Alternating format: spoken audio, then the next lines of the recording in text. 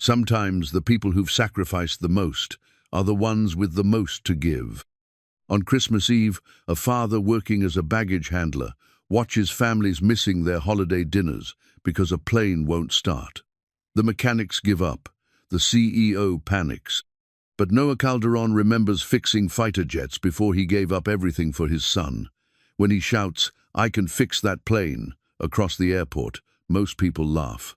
Security rushes over. But the airline's CEO sees something special in his eyes. She takes a chance on him. He fixes the plane in minutes. Then she offers him a job that could save the airline and destroy his custody case. But what happens when they discover someone is sabotaging the planes on purpose? Before we jump back in, tell us where you're tuning in from, and if this story touches you, make sure you're subscribed, because tomorrow I've saved something extra special for you. The morning cold bit through Noah Calderon's worn orange safety vest as he guided another Boeing 737 toward Gate B-12 at Denver International Airport. His breath formed small clouds in the December air, dissipating quickly in the controlled chaos of the airport's operations. At 38, Noah had the weathered hands of a man who'd spent years working with machinery, but his eyes held a sharpness that spoke of deeper knowledge he'd carefully buried beneath years of routine. In his breast pocket, wrapped in faded leather, sat a challenge coin from his days with the 355th Aircraft Maintenance Squadron. Most days, he forgot it was there. Today, as families hurried past him toward their Christmas destinations, the coin felt heavier than usual. "Dad, you're doing that thing again." 10-year-old Kaew Calderon sat in the employee break room, homework spread across a plastic table that had seen better decades. His dark hair fell into eyes that mirrored his father's intelligence, though without the weight of compromise that shadowed Noah's gaze. "What thing?" Noah asked, pulling off his safety gloves and settling into the chair across from his son. The break room smelled of burnt coffee and the industrial disinfectant that seemed to permeate every corner of the airport. "You get this look when you watch the planes, like you're thinking about something far away." Mateo closed his math workbook and studied his father with the unsettling perception that only children possess. "Mom used to say the same thing." Noah's chest tightened at the mention of Elena. 3 years since their divorce, and her absence still felt like a missing piece in conversations with their son. "Just making sure everything runs smooth, me Joe. That's my job." But Mateo was right, and they both knew it. When Noah watched the aircraft taxi and depart, part of him was calculating thrust-to-weight ratios, analyzing the subtle sounds of turbofan engines, and mentally troubleshooting systems most people never thought about. It was a habit he couldn't shake, even though he'd walked away from that world 12 years ago. The framed photograph on his small locker told the story he rarely shared. Lieutenant Colonel Miguel Calderon stood beside a young Noah in front of an F-16 Fighting Falcon, both wearing flight suits and the easy smiles of men who understood the machines that defied gravity. Miguel had been a test pilot, one of the best, until a system failure during a routine training flight took him away when Noah was 16. "Your grandfather would have liked this place," Noah said, nodding toward the window where a United flight was pushing back from the gate. All these different aircraft, all the complex systems working together. He always said airports were like symphonies, thousands of moving parts creating something beautiful. Mateo followed his father's gaze. "Will you tell me about him again? About how he taught you about planes?" Noah's throat constricted. Miguel Calderon had been more than a father. He'd been Noah's first and greatest teacher. Every weekend, they'd spend hours in the garage, taking apart radios and small engines, with Miguel explaining how electrical systems worked, how mechanical components interacted, how to diagnose problems by sound and feel rather than just by manuals. He had this way of seeing machines, Noah said, his voice soft with memory. Not just as collections of parts, but as living systems. He'd listen to an engine and hear stories where it had been stressed, what components were wearing out, what needed attention before it became a problem. Like you do with the baggage conveyors. Noah smiled. It was true. Just last week, he'd heard a subtle change in the motor housing of Carousel 3 and had quietly notified maintenance before it seized up completely. The other handlers had called it lucky, guessing, but Noah knew better. Some instincts never fade, no matter how deeply you try to bury them. "Dad, why did you stop fixing airplanes?" The question hung in the recycled air between them. Noah had answered it a dozen different ways over the years, but never with complete honesty. The truth was more complicated than a 10-year-old should have to understand.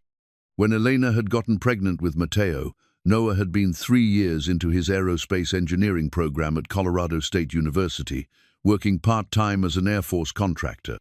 The pregnancy wasn't planned, but it wasn't unwanted, until Elena's complications required bed rest for the final 4 months. Someone had to work full-time to keep their small apartment and pay for medical bills that insurance didn't cover. Someone had to be present, reliable, immediately available. The choice had seemed temporary then. Finish the degree later, get back into aerospace when things stabilized. But life had other plans. Elena's postpartum depression, Mateo's early childhood asthma that required constant vigilance, the slow erosion of a marriage under the weight of financial stress and delayed dreams. By the time the divorce papers were signed, Noah had been handling baggage for 8 years. It was steady work, union protected, with benefits and a schedule that allowed him to be present for Mateo's school events, doctor appointments, and the 1,000 small moments that make up a childhood. He'd become very good at convincing himself it was enough. "Sometimes life asks you to choose between what you want and what matters most," Noah said finally. "You were what mattered most." Mateo absorbed this with the serious expression he wore when processing adult complexities. "But you still remember how to fix planes, right?" "I remember some things." "Then why don't you fix planes here, at the airport?" Noah glanced around the break room, noting the faded safety posters and the schedule board where his name appeared under baggage handling evening shift. How could he explain that walking away from your expertise felt different than walking away from a job? That every day he saw problems he could solve, systems he could improve, inefficiencies he could address, but that speaking up would only highlight how far he'd fallen from where he'd started. "It's complicated, my Joe. Different kinds of work require different kinds of training, different certifications, and I'm good at what I do now." It wasn't entirely a lie. Noah was exceptionally good at baggage handling. He knew every piece of equipment, every safety protocol, every shortcut that saved time without compromising security. His supervisors valued his reliability, his willingness to work holidays, his calm competence during the chaos of flight delays and weather emergencies. But being good at something wasn't the same as being called to it. The break room door opened, and Dave Martinez, Noah's supervisor, stuck his head inside. "Calderon, we've got a situation at Gate C-15. Mechanical delay on the 6:30 to Phoenix. They're asking for extra hands to help passengers with connections." Noah checked his watch for 4:47 p.m. Nearly 3 hours left in his shift. "On my way." He turned to Mateo. "Finish your homework. Mrs. Chen will keep an eye on you until I'm done." Mrs. Chen, the kind elderly woman who managed the employee childcare area, had become a surrogate grandmother to Mateo over the years. She asked no questions about why a 10-year-old spent most evenings at the airport, accepting Noah's explanation that family helped family, and sometimes family was whatever worked.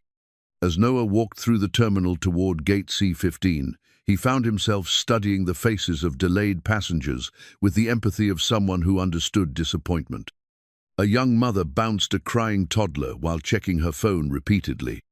An elderly man in a military dress uniform sat straight-backed in his chair, staring at the departure board with the patience of someone who'd learned to wait. 3 college-aged kids shared a bag of chips and tried to make light of missing Christmas Eve dinner with their families. These were the people who mattered, Noah reminded himself, not the complex technical problems he sometimes glimpsed through open cockpit doors or maintenance bay windows. Not the sophisticated diagnostic challenges that made his fingers itch to dive into wiring harnesses and computer modules. The people, the families trying to get home, the reliable service that kept the world connected. At Gate C-15, the scene was controlled chaos. The gate agent, a young woman whose nameplate read Jennifer, was fielding questions from frustrated passengers while coordinators worked their phones to arrange alternative flights. Through the window, Noah could see the aircraft, a regional CRJ-900, with its engine cowlings open and two mechanics shaking their heads over something in the avionics bay. "What's the story?" Noah asked Dave as they approached the gate podium. "Avionics problem. Something with the flight management computer. Mechanics say it might be a software issue, might be hardware. Could be 30 minutes, could be 3 hours. Dave shrugged with the resignation of someone who'd seen it all before. "They want us to help manage the passenger flow, maybe set up some rebooking stations." Noah nodded, but his attention had drifted to the technical conversation happening at the aircraft. One of the mechanics was holding a diagnostic tablet, gesturing at readouts that Noah couldn't see from this distance but could imagine. The other was on a radio, probably conferring with maintenance control about parts availability and repair timelines. "I'll start setting up chairs for the rebooking queue," Noah said, but part of his mind was already analyzing the problem. Flight management computers in regional jets were notorious for software conflicts, especially during temperature transitions. The fix was usually straightforward if you understood the boot sequence and knew which modules to restart in which order. As he arranged chairs and helped passengers understand their options, Noah found himself listening to fragments of the technical discussion. Words like initialization failure and corrupted database drifted across the gate area, classic symptoms of a software glitch that would look mysterious to technicians who approached it as a hardware problem. The framed photograph in his locker might as well have been calling his name. Miguel Calderon had taught his son that understanding machines meant understanding their language, just the official diagnostic codes, but the subtle patterns of behavior that revealed the real story. Noah could hear that language now, in the frustration of the mechanics and the specific symptoms they were describing. But it wasn't his place to interfere. He was baggage handling, not aircraft maintenance. He had a son to think about, a custody arrangement that depended on stability and predictability. Speaking up would only create complications he couldn't afford. So Noah arranged chairs and answered passenger questions and tried to ignore the growing certainty that he could solve the problem grounding Flight 1247 in about 10 minutes, if anyone had bothered to ask. 3 hours later, as his shift finally ended and he collected Mateo from the childcare area, the CRJ-900 was still sitting at Gate C-15 with its cowlings open. The passengers had long since been rebooked on other flights or given hotel vouchers for the night. The mechanics had called it a day, planning to return with fresh eyes and possibly a replacement module in the morning. "Did they fix the airplane?" Mateo asked, as they walked through the nearly empty terminal toward the parking garage. "Not yet," Noah replied, fingering the challenge coin in his pocket. "Some problems take time. But you knew how to fix it, didn't you?" Noah stopped walking and looked down at his son, whose perception continued to unsettle him. "What makes you say that?" "You had that look again, the one you get when you're thinking about planes, but sadder." Outside, snow was beginning to fall on the Colorado landscape, dusting the parked aircraft and ground equipment with a thin layer of white.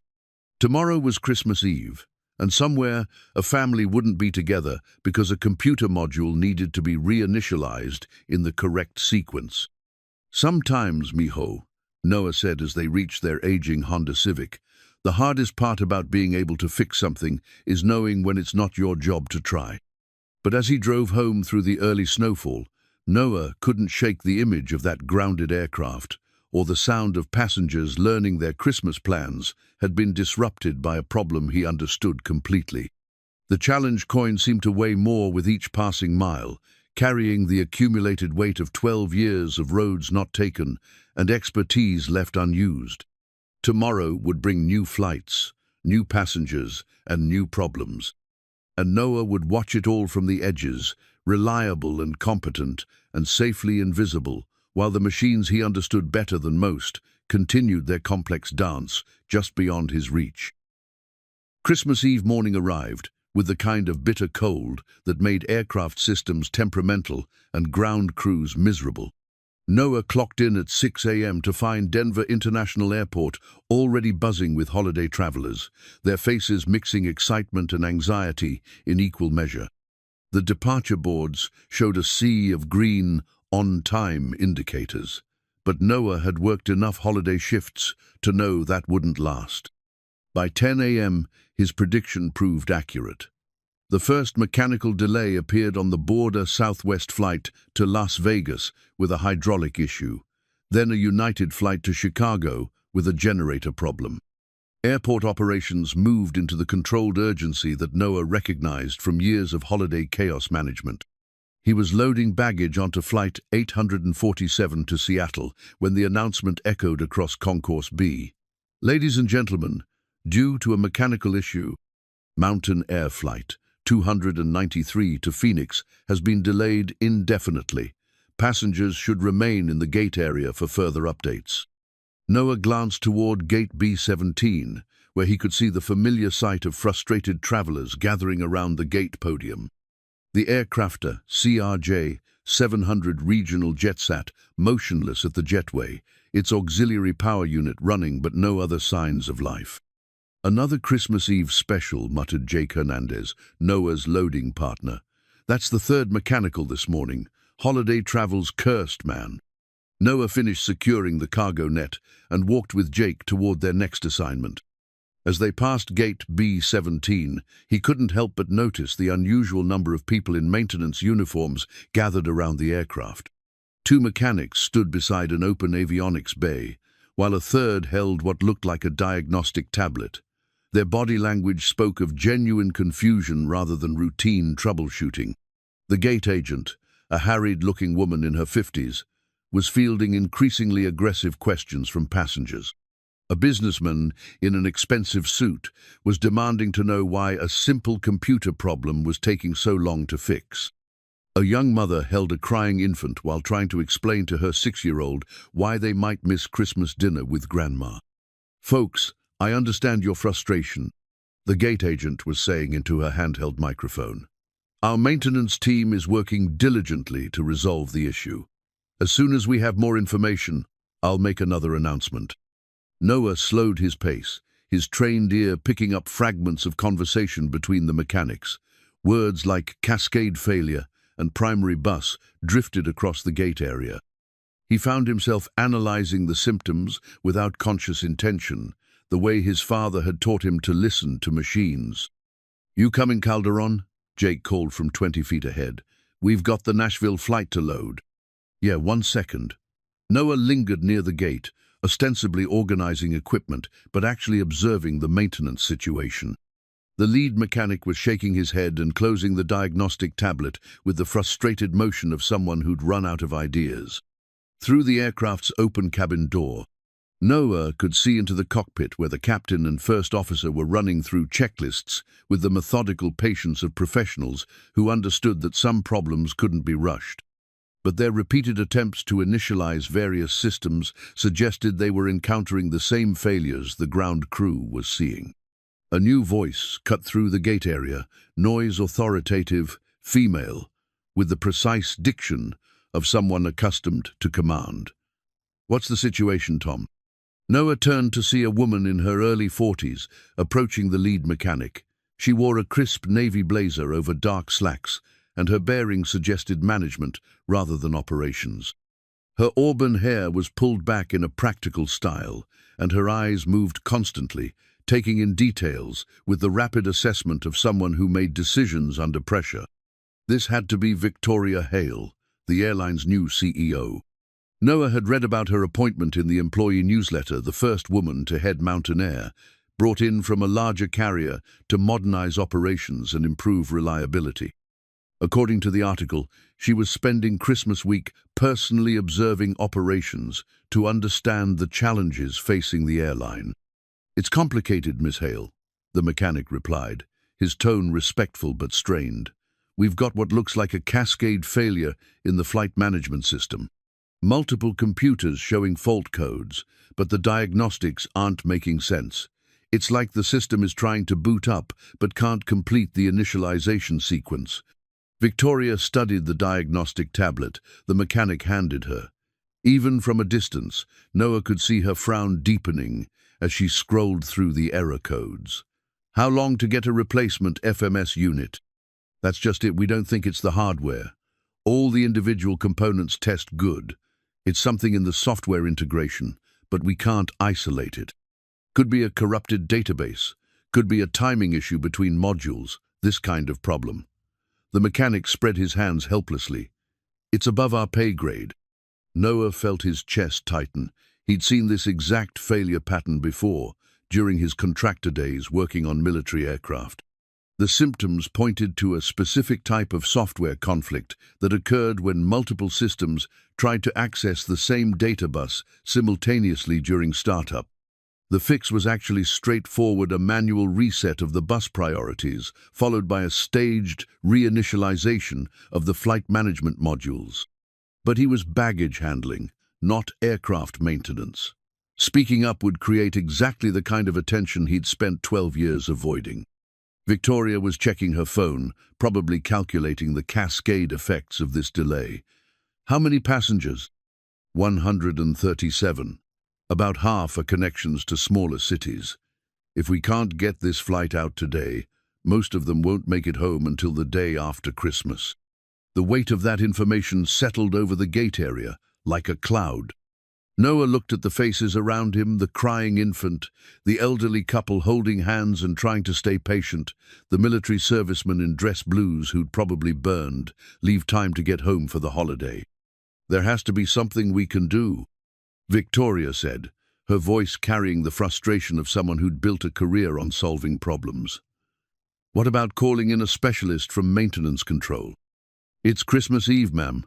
The senior avionics guys are either working other emergencies or they're with their families. We could try to get someone here by tonight, but..." The mechanic's expression said what he couldn't voice, that tonight would be too late for any meaningful solution. Noah found himself stepping closer to the conversation, drawn by an instinct he thought he'd buried. The diagnostic tablet in Victoria's hands was displaying exactly the error codes he'd expected to see. Bus fault 42, initialization timeout, FMS, database corruption. It was a textbook case of timing conflict, probably triggered by a recent software update that hadn't accounted for the specific hardware configuration of this particular aircraft. "Excuse me," the words were out of his mouth before he could stop them. Victoria and the mechanic turned toward him, taking in his orange safety vest and baggage handling credentials. Their expressions shifted from hope to polite dismissal in the space of a heartbeat. "Sir, if you need assistance with rebooking," Victoria began, "I can fix that plane." The words hung in the recycled air of the terminal like a challenge. Noah felt every eye in the gate area turn toward him, passengers, crew members, maintenance personnel. His heart hammered against his ribs as he realized there was no taking the statement back. Victoria's eyebrows rose slightly. "I'm sorry?" "The flight management system. You've got a bus priority conflict causing a cascade initialization failure. It's not hardware, it's a software timing issue. I can fix it." The lead mechanic's expression shifted from confusion to irritation. "Sir, with all due respect, you're baggage handling. This is complex avionics troubleshooting that requires certification on Honeywell FMS systems, experience with CRJ, 700 electrical architecture, and an understanding of how software modules interact during startup sequences." Noah's voice remained steady, despite the tremor he felt inside. "I have all of that." A murmur rippled through the assembled passengers. Someone in the back called out, "Let him try." Others began to nod and voice agreement. The businessman who'd been complaining earlier stepped forward. "Look, I don't care if he's the janitor. If this guy can get us to Phoenix today, I say we listen to him." Victoria studied Noah with new attention, her executive instincts clearly engaged. "You're serious?" Dead serious. What's your background? Noah felt the challenge coin press against his chest as he drew a deep breath. Air Force avionics. Contractor work on military FMS systems. 3 years of aerospace engineering before. He glanced toward the employee area where Mateo was probably doing homework. Before life got complicated. The terminal seemed to hold its breath. Victoria looked from Noah to the diagnostic tablet, then to the mechanic, who was shaking his head with barely concealed skepticism. Tom, how long would it take to get an outside specialist here? Minimum 6 hours, assuming we can find someone willing to come in on Christmas Eve. Victoria checked her watch, then looked back at Noah. And you think you can fix this how quickly? Give me 15 minutes with the aircraft systems. If I can't isolate the problem in that time, you haven't lost anything but a quarter hour. Miss Hale, the mechanic interrupted, this is highly irregular. Union protocols require that all aircraft maintenance be performed by certified. I'm not touching any hardware, Noah said quickly.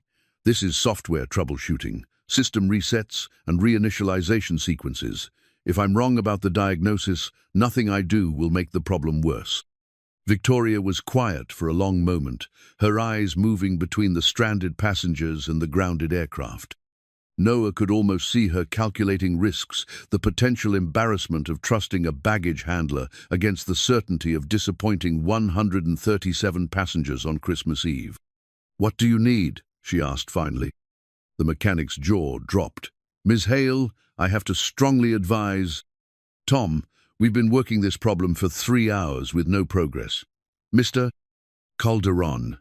Noah Calderon. Mr. Calderon seems to understand the specific symptoms we're seeing. Given the circumstances, I think 15 minutes is a reasonable risk.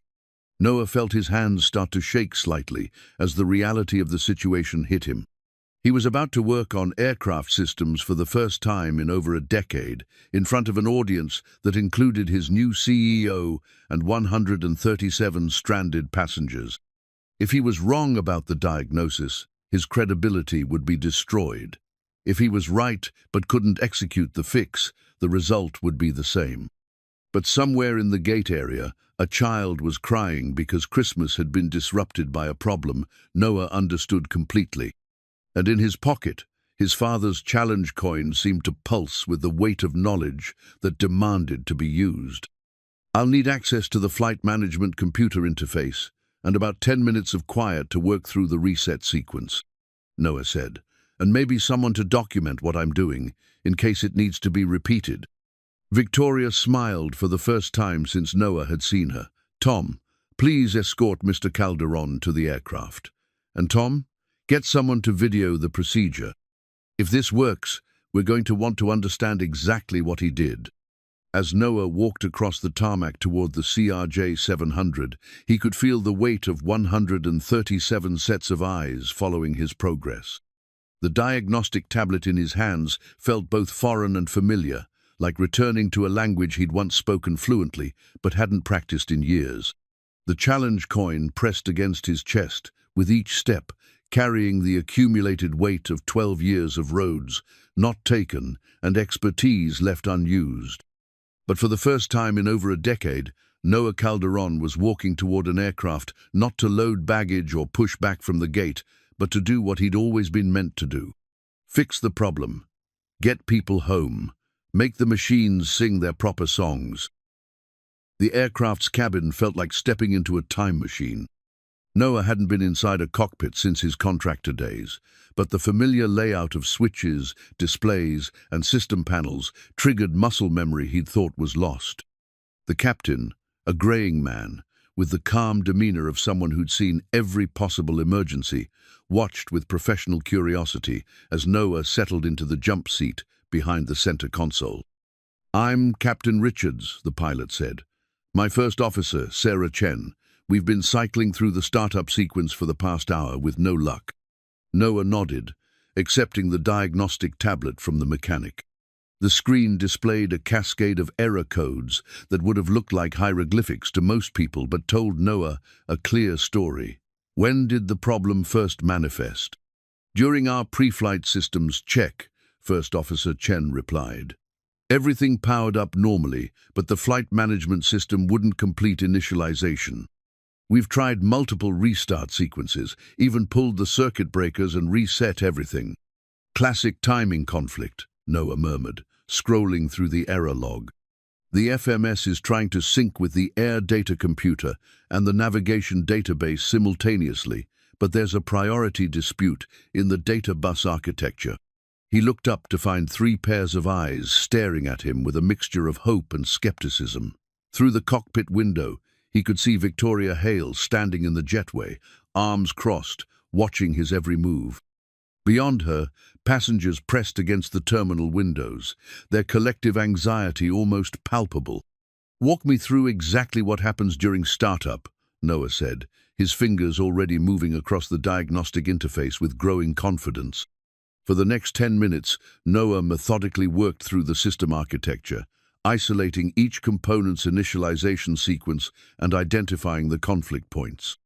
His movements became more fluid as forgotten skills resurged, years of theoretical knowledge melding with hands-on experience in a way that felt both natural and revelatory.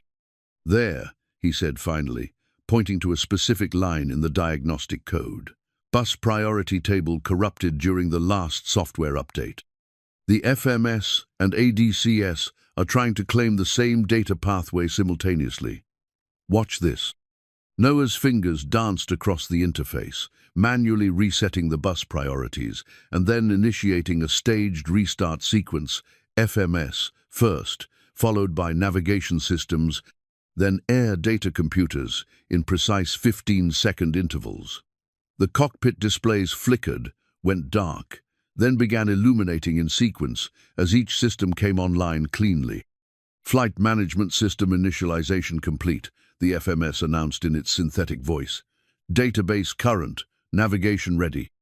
Captain Richard stared at his now functional displays with something approaching awe. "How did you know to do that?" "Experience with similar systems," Noah replied, but his heart was hammering with the rush of solving a complex technical problem. The bus architecture in military aircraft has the same vulnerability. Once you've seen the failure pattern, the fix becomes obvious. First Officer Chen was already running through her checklist, confirming that all systems were responding normally. "Everything looks good. We're showing normal function across all flight management interfaces." The cockpit door opened, and Victoria Hale appeared with the lead mechanic in tow. "Status report?" "Problem resolved," Captain Richards said, still shaking his head in amazement. "Mr. Calderon identified a software conflict and manually corrected the bus priority settings. We're ready for departure." Victoria's expression was unreadable as she studied the now functional displays. "How long did that take?" Noah checked his watch. 12 minutes. 12 minutes to solve a problem that stumped our maintenance team for 3 hours. Victoria's voice carried a note of something surprise, perhaps, or calculation. "Mr. Calderon, I think we need to talk." An hour later, Noah found himself in Victoria's temporary office, actually, a converted conference room in the airport's administrative wing. The space was spartanly furnished with a folding table, 2 chairs, and a laptop computer that looked like it had traveled extensively. Victoria sat across from him, a steaming cup of coffee in her hands and an expression of focused attention on her face. "Tell me about your background," she said without preamble. Noah had been dreading this conversation since the moment the FMS came back online. "Air Force, like I said, avionics specialist with the 355th Aircraft Maintenance Squadron. Worked primarily on F-16s and A-10s. After my service, I did contractor work for various aerospace companies, Boeing, Lockheed, some smaller firms." "And you ended up handling baggage, how?"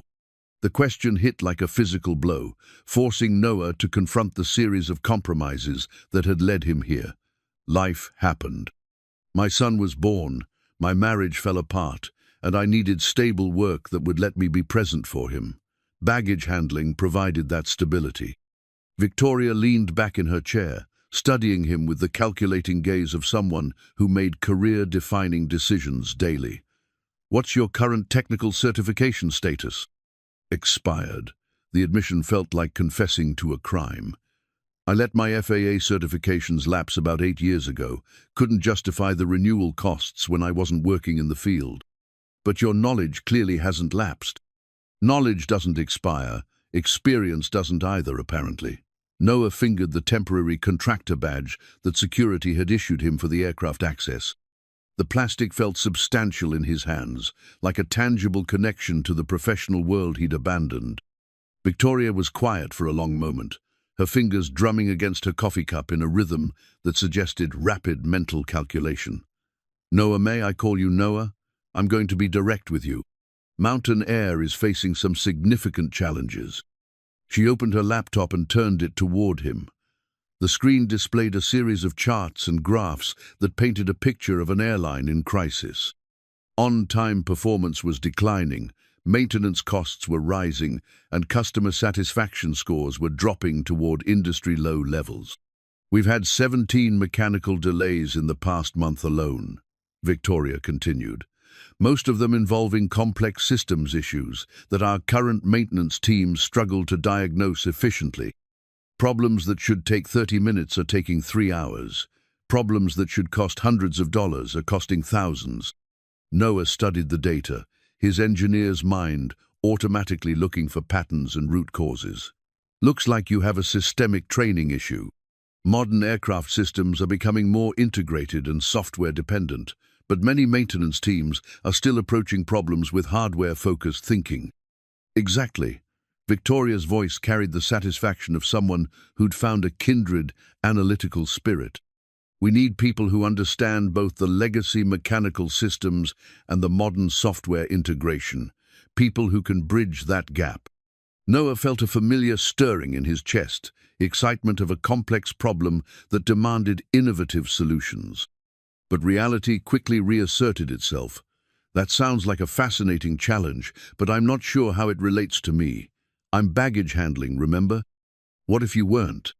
The question hung in the air between them, loaded with implications that Noah wasn't sure he was ready to consider. "Ms. Hale." "Victoria." "Victoria, I appreciate the confidence you're showing in me, but I have responsibilities. My son depends on the stability of my current position. I can't just—" "I'm not asking you to make any permanent decisions," Victoria interrupted, "but I have an immediate problem that your skills could help solve, and it might benefit both of us." She turned the laptop back toward herself and pulled up another set of data.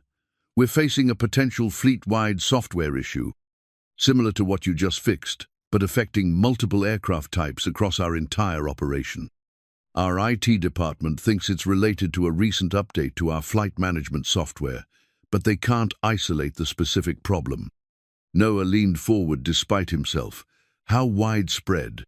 12 aircraft showing intermittent symptoms over the past week. If the pattern continues, we could be looking at significant operational disruptions right in the middle of peak holiday travel.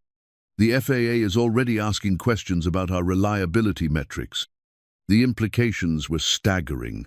A fleet-wide grounding during the holidays would strand thousands of passengers and potentially bankrupt a regional airline already operating on thin margins. Noah found himself mentally cataloging the possible failure modes and diagnostic approaches before catching himself. "What exactly are you proposing?" Victoria closed the laptop and leaned forward, her expression shifting to the focused intensity of someone making a critical business decision.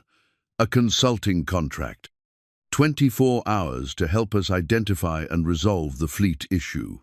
You'd work directly with our senior maintenance team and have full access to aircraft systems and diagnostic data." 24 hours? Noah's mind raced through the logistics. That would mean working through Christmas Day. "I understand that's a significant ask.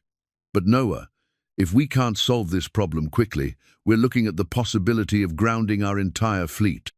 That would mean thousands of passengers stranded during the holidays and dozens of employees losing their jobs in the new year." Noah thought about Mateo, probably still doing homework in the employee break area, unaware that his father's world was shifting beneath his feet. The custody arrangement with Elena depended on stability, predictability, and Noah's ability to demonstrate that he could provide a secure environment for their son. But he also thought about the faces in Gate B17th, crying infant, the military serviceman, the elderly couple holding hands and hoping to make it home for Christmas.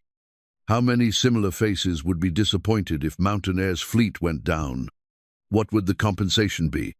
$50,000. Noah nearly choked on his coffee. $50,000? For one day of work? For potentially saving the company. And Noah, there's something else you should know. Victoria's expression grew serious. If this consulting arrangement works out, if you can help us resolve the fleet issue, I'd like to discuss a permanent position, Chief Technical Officer, reporting directly to me. Full benefits, competitive salary, and the kind of technical challenges that would make use of everything you know. The temporary contractor badge in Noah's hand suddenly felt like it weighed 1,000 pounds. Chief Technical Officer.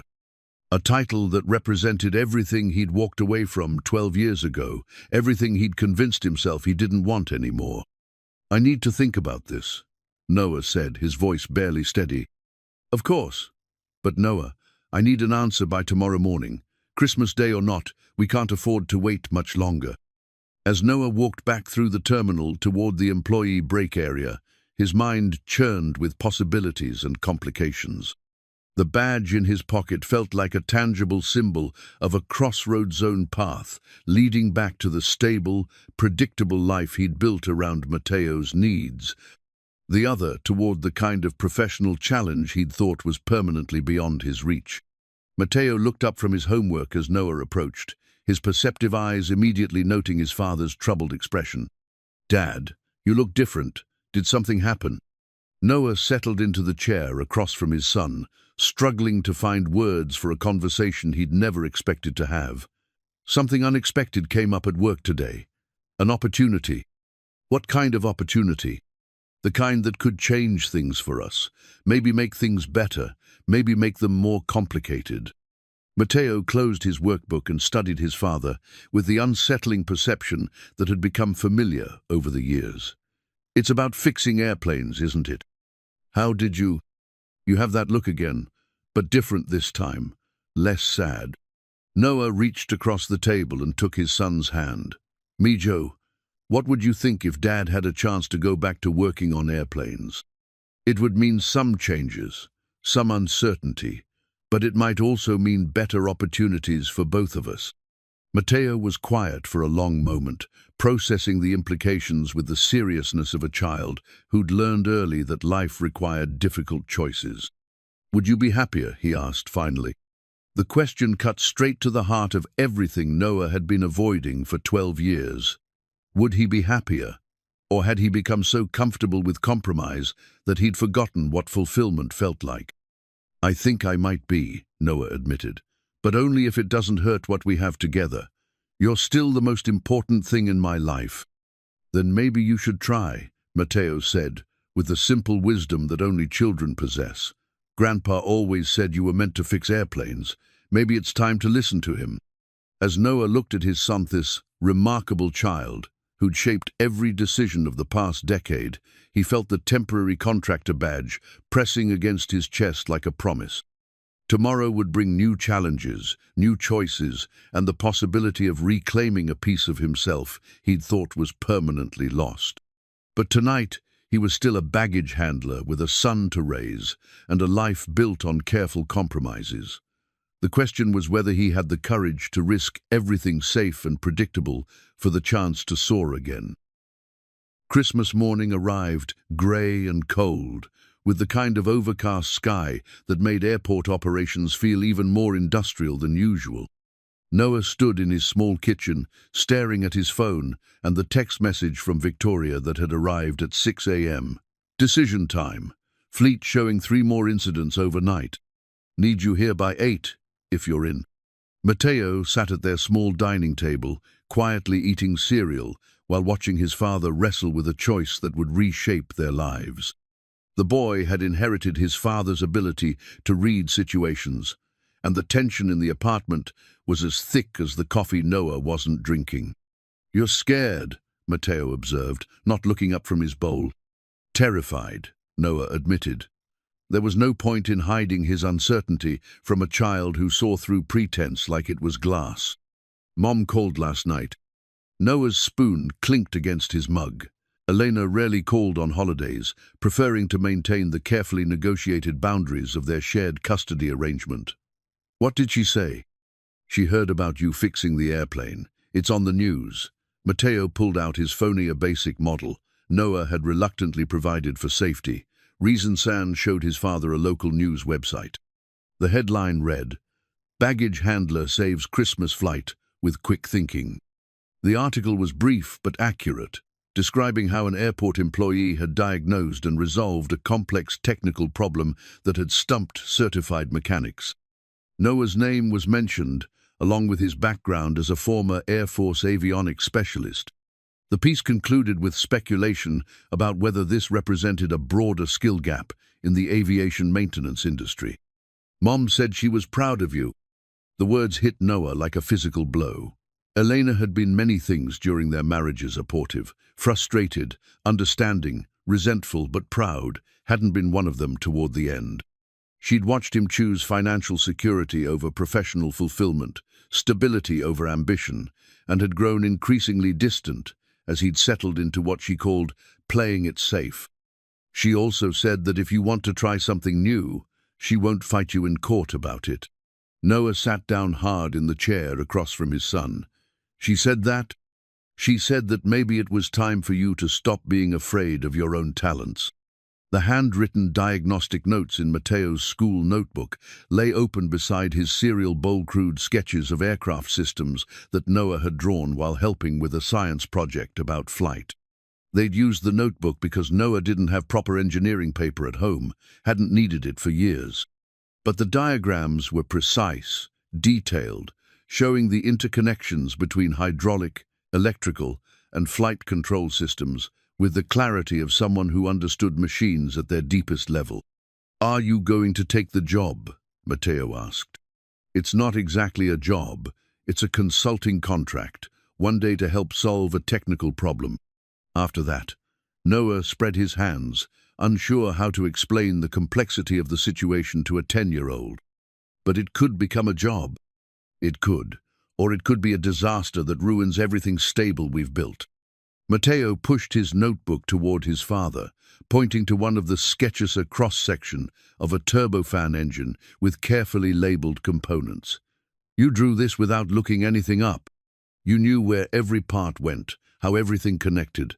That's not something you can just stop being good at." At 7:30 a.m., Noah made the call. "Victoria, it's Noah Calderon. I'm in." 2 hours later, Noah found himself in Mountain Air's primary maintenance hangar, surrounded by the organized chaos of an airline trying to diagnose a fleet-wide technical crisis. 3 aircraft sat in various states of disassembly, their engine cowlings open and diagnostic equipment scattered around them like electronic tumbleweeds. The senior maintenance supervisor, a gruff man named Frank Morrison, greeted Noah with barely concealed hostility. "So you're the miracle worker who's going to solve our problems in one day." "I'm the guy who's going to try," Noah replied evenly. "Show me what you've got." For the next hour, Frank walked Noah through the symptoms affecting the fleet. The problems were inconsistent, seemingly random, and growing more frequent. Some aircraft experienced flight management system glitches, similar to yesterday's incident. Others showed anomalies in autopilot engagement, navigation, database corruption, or communication system dropouts. "It's like the aircraft are developing Alzheimer's," Frank said, his frustration evident. "Systems that worked perfectly yesterday suddenly can't remember their basic functions." Noah studied the diagnostic reports, looking for patterns that might not be obvious to technicians focused on individual aircraft. The handwritten notes in Mateo's notebook had reminded him of something important sometimes. The most complex problems had elegantly simple solutions, if you could see the underlying architecture clearly. "When did the problems start?" he asked. "About 10 days ago, right after we implemented the latest software update from the manufacturer." "And the update was supposed to do what?" Frank consulted his paperwork. "Improve fuel efficiency calculations and enhance navigation accuracy. Routine stuff. We've done dozens of these updates over the years. Noah nodded, but his engineer's instincts were already suggesting a different narrative. Can you show me the update documentation? What Frank produced was a stack of technical papers thick enough to stop a bullet, filled with the kind of dense engineering language that made most people's eyes glaze over. But Noah read through the documentation with the focused intensity of someone who spoke this particular dialect fluently. After 30 minutes, he found what he was looking for. Here, he said, pointing to a specific section in the update notes. Bus, timing modifications to improve system response times. They adjusted the data flow priorities without accounting for aircraft-specific hardware variations. Frank squinted at the technical language. Meaning what exactly? Meaning the update assumes all aircraft in the fleet have identical hardware configurations. But older aircraft have different data bus architectures than newer ones. The update works fine on new planes, but creates timing conflicts on older systems. So, we need to roll back the update? Not necessarily. The improvements are actually valuable. They just need to be implemented differently for different aircraft configurations. Noah was already mentally designing a solution. His long-dormant engineering skills, engaging with the problem like puzzle pieces, clicking into place. How long would that take? Noah looked around the hangar at the 3 aircraft awaiting diagnosis. Give me access to your fleet configuration database, and about 6 hours. I can create aircraft-specific timing parameters that will allow the update to work correctly across your entire fleet. Frank's expression shifted from skepticism to cautious hope. You can really do that? I can really do that. But as Noah settled in at a workstation with access to Mountain Air's technical systems, he realized that solving the technical problem was only the beginning of his challenges. Word of his presence in the maintenance hangar had spread quickly through the airport, and not everyone was pleased with an outsider being brought in to address critical safety systems. The union representative, a stern woman named Carol Washington, appeared at his workstation an hour into his analysis. Mr. Calderon, I need to discuss some concerns with your presence here. Noah looked up from the computer screen where he'd been mapping bus timing sequences for different aircraft configurations. What concerns? You're not a certified Mountain Air employee. You don't have current FAA maintenance certifications. And you're performing work that should be done by our qualified technicians. I'm not performing maintenance, Noah replied carefully. I'm analyzing software configurations and creating timing parameters. It's essentially programming work. Work that affects flight safety systems. Work that requires proper certification and oversight. Noah understood Carol's position. She was protecting her members' jobs and ensuring safety protocols were followed. But he also understood that bureaucratic niceties wouldn't help if Mountain Air's entire fleet was grounded. Carol, right? He said, standing to face her directly. I appreciate your concerns about protocol. But right now, your airline has 12 aircraft showing symptoms of a potentially dangerous software conflict.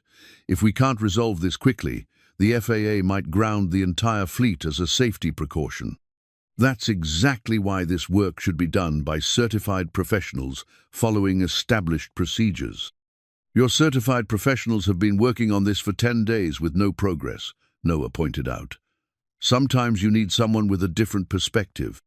The conversation was interrupted by Victoria's arrival, along with Frank Morrison and 2 other managers Noah didn't recognize.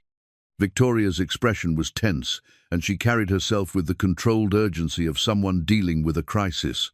Status report, she said, without preamble. I've identified the root cause, Noah replied. Software update created timing conflicts on older aircraft. I'm developing aircraft-specific parameters that should resolve the issue across the fleet. How confident are you in this solution? Very confident. The technical approach is sound, and I've seen similar fixes work on military systems with comparable architecture. Victoria nodded, but her expression remained troubled. We have a complication. The FAA received multiple reports about our reliability issues overnight. They're sending an inspector tomorrow to review our maintenance procedures and potentially impose operational restrictions. The implications hit NOAA like a cold wave. An FAA investigation would scrutinize every aspect of Mountain Air's operations, including any irregular maintenance procedures or unauthorized personnel working on safety systems. His presence in the hangar, while technically legal as a contractor, might be viewed unfavorably by federal regulators focused on proper certification and protocol compliance. There's more, Victoria continued. Our insurance company is asking questions about the fleet issues. If they determine that we're operating aircraft with known software problems, they might suspend coverage. NOAA looked around the hangar at the complex machinery that represented millions of dollars in assets and thousands of jobs. The solution to their technical problem was within reach. He could probably have the aircraft-specific timing parameters ready by evening. But the regulatory and legal complications were mounting faster than he could address them. "What do you need from me?" he asked Victoria. "Finish the technical solution as quickly as possible. Frank will coordinate testing on one aircraft to validate your approach. If it works, we'll implement it across the fleet before the FAA inspector arrives." Carol Washington stepped forward. "Ms. Hale, I have to formally object to this approach. Having uncertified personnel perform critical system modifications violates both union agreements and federal regulations." "Carol, I understand your position," Victoria replied, her voice carrying the measured authority of someone accustomed to navigating complex organizational dynamics. "But Mr. Calderon isn't performing maintenance. He's providing technical consulting on software configuration. Any actual system modifications will be performed by your certified technicians following his specifications." It was a careful distinction, but one that NOAA recognized as legally sound. He would develop the solution. The certified mechanics would implement it. The arrangement satisfied regulatory requirements while still allowing his expertise to address the technical problem. "I need something in writing documenting that arrangement," Carol said, "and I want one of our senior technicians working with Mr. Calderon throughout the process." "Agreed," Victoria said. "Frank, assign your best avionics specialist to work with NOAA. Make sure everything is properly documented and follows established procedures." Frank nodded and walked toward a workstation where a woman in coveralls was reviewing diagnostic printouts. "Sarah, I need you over here." Sarah Chen turned out to be Frank's daughter, a certified avionics technician with 15 years of experience and the same methodical approach to problem-solving that NOAA had seen in her father. She greeted NOAA with professional courtesy but obvious skepticism. "So you're the guy who fixed yesterday's FMS problem," she said, settling at the workstation beside him. "Guilty as charged. And now you think you can solve our fleet-wide issues in one day. I think I can identify the technical solution.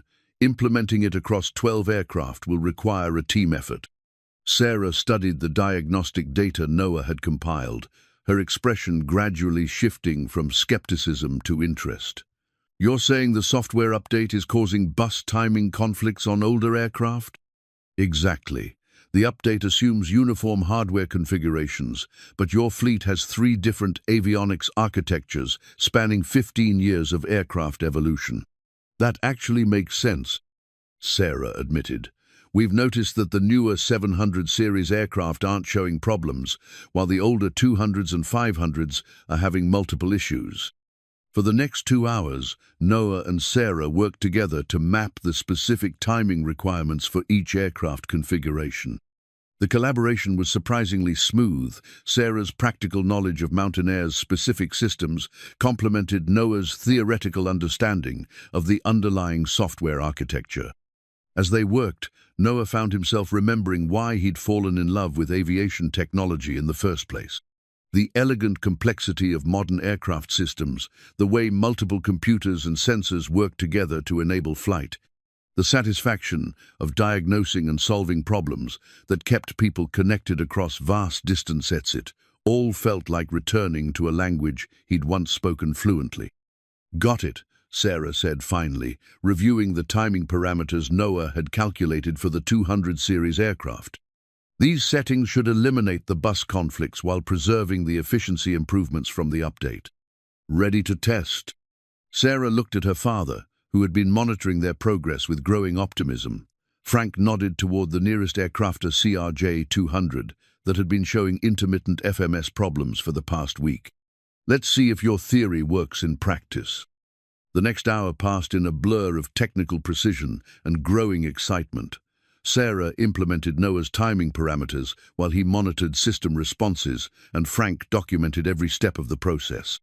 The aircraft's computers came online cleanly, with none of the initialization errors that had plagued the fleet for the past 10 days. All systems showing normal operation, Sarah reported, running through a comprehensive diagnostic sequence. Navigation, communication, flight management, everything's responding correctly. Frank called Victoria with the news, and within minutes the maintenance hangar was buzzing with activity as additional aircraft were prepared for the updated timing parameters. Noah found himself at the center of organized chaos, fielding questions from technicians and managers, while Sarah led teams through the implementation process. But even as the technical solution proved successful, Noah couldn't shake the feeling that he was standing at the edge of a precipice. The temporary contractor badge in his pocket felt substantial, but also fragile, a tenuous connection to a world he'd walked away from years ago. His phone buzzed with a text from Mateo. "How's it going? Mom's making Christmas dinner if you want to come by later." The message hit Noah with unexpected emotion. Elena was extending an olive branch, acknowledging his professional achievement in a way she hadn't done in years. But it also reminded him of the life he'd built outside the hangar, quiet, stable, centered around his son's needs rather than his own ambitions. Second thoughts? Victoria appeared at his elbow, having observed his momentary distraction. "Just thinking about the implications," Noah replied. "This consulting work, the potential permanent position it, would change everything for my son and me." "Change how?" Noah gestured around the hangar at the controlled chaos of aircraft maintenance. "This world requires complete commitment. Long hours, travel, constant learning to keep up with evolving technology. I walked away from it once because I couldn't balance professional demands with being the father Mateo needed. And now he's older, more independent, but he's also approaching the teenage years, when he'll need stability and consistency more than ever. I'm not sure I can risk disrupting what we've built together." Victoria was quiet for a moment, watching Sarah's team successfully update another aircraft's timing parameters. "Noah, can I share something personal?" He nodded. "I spent 10 years climbing the corporate ladder at a major airline, working 80-hour weeks and missing most of my daughter's childhood. I told myself I was building a better future for our family, but really, I was just pursuing my own ambitions and using her welfare as justification." Victoria's expression grew distant. By the time I realized what I'd sacrificed, she was 16 and barely knew me. We're still rebuilding that relationship. "So you think I should stick with baggage handling?" "I think you should be honest about your motivations. Are you considering this opportunity because it would make you happy, or because you think it would be better for Mateo?"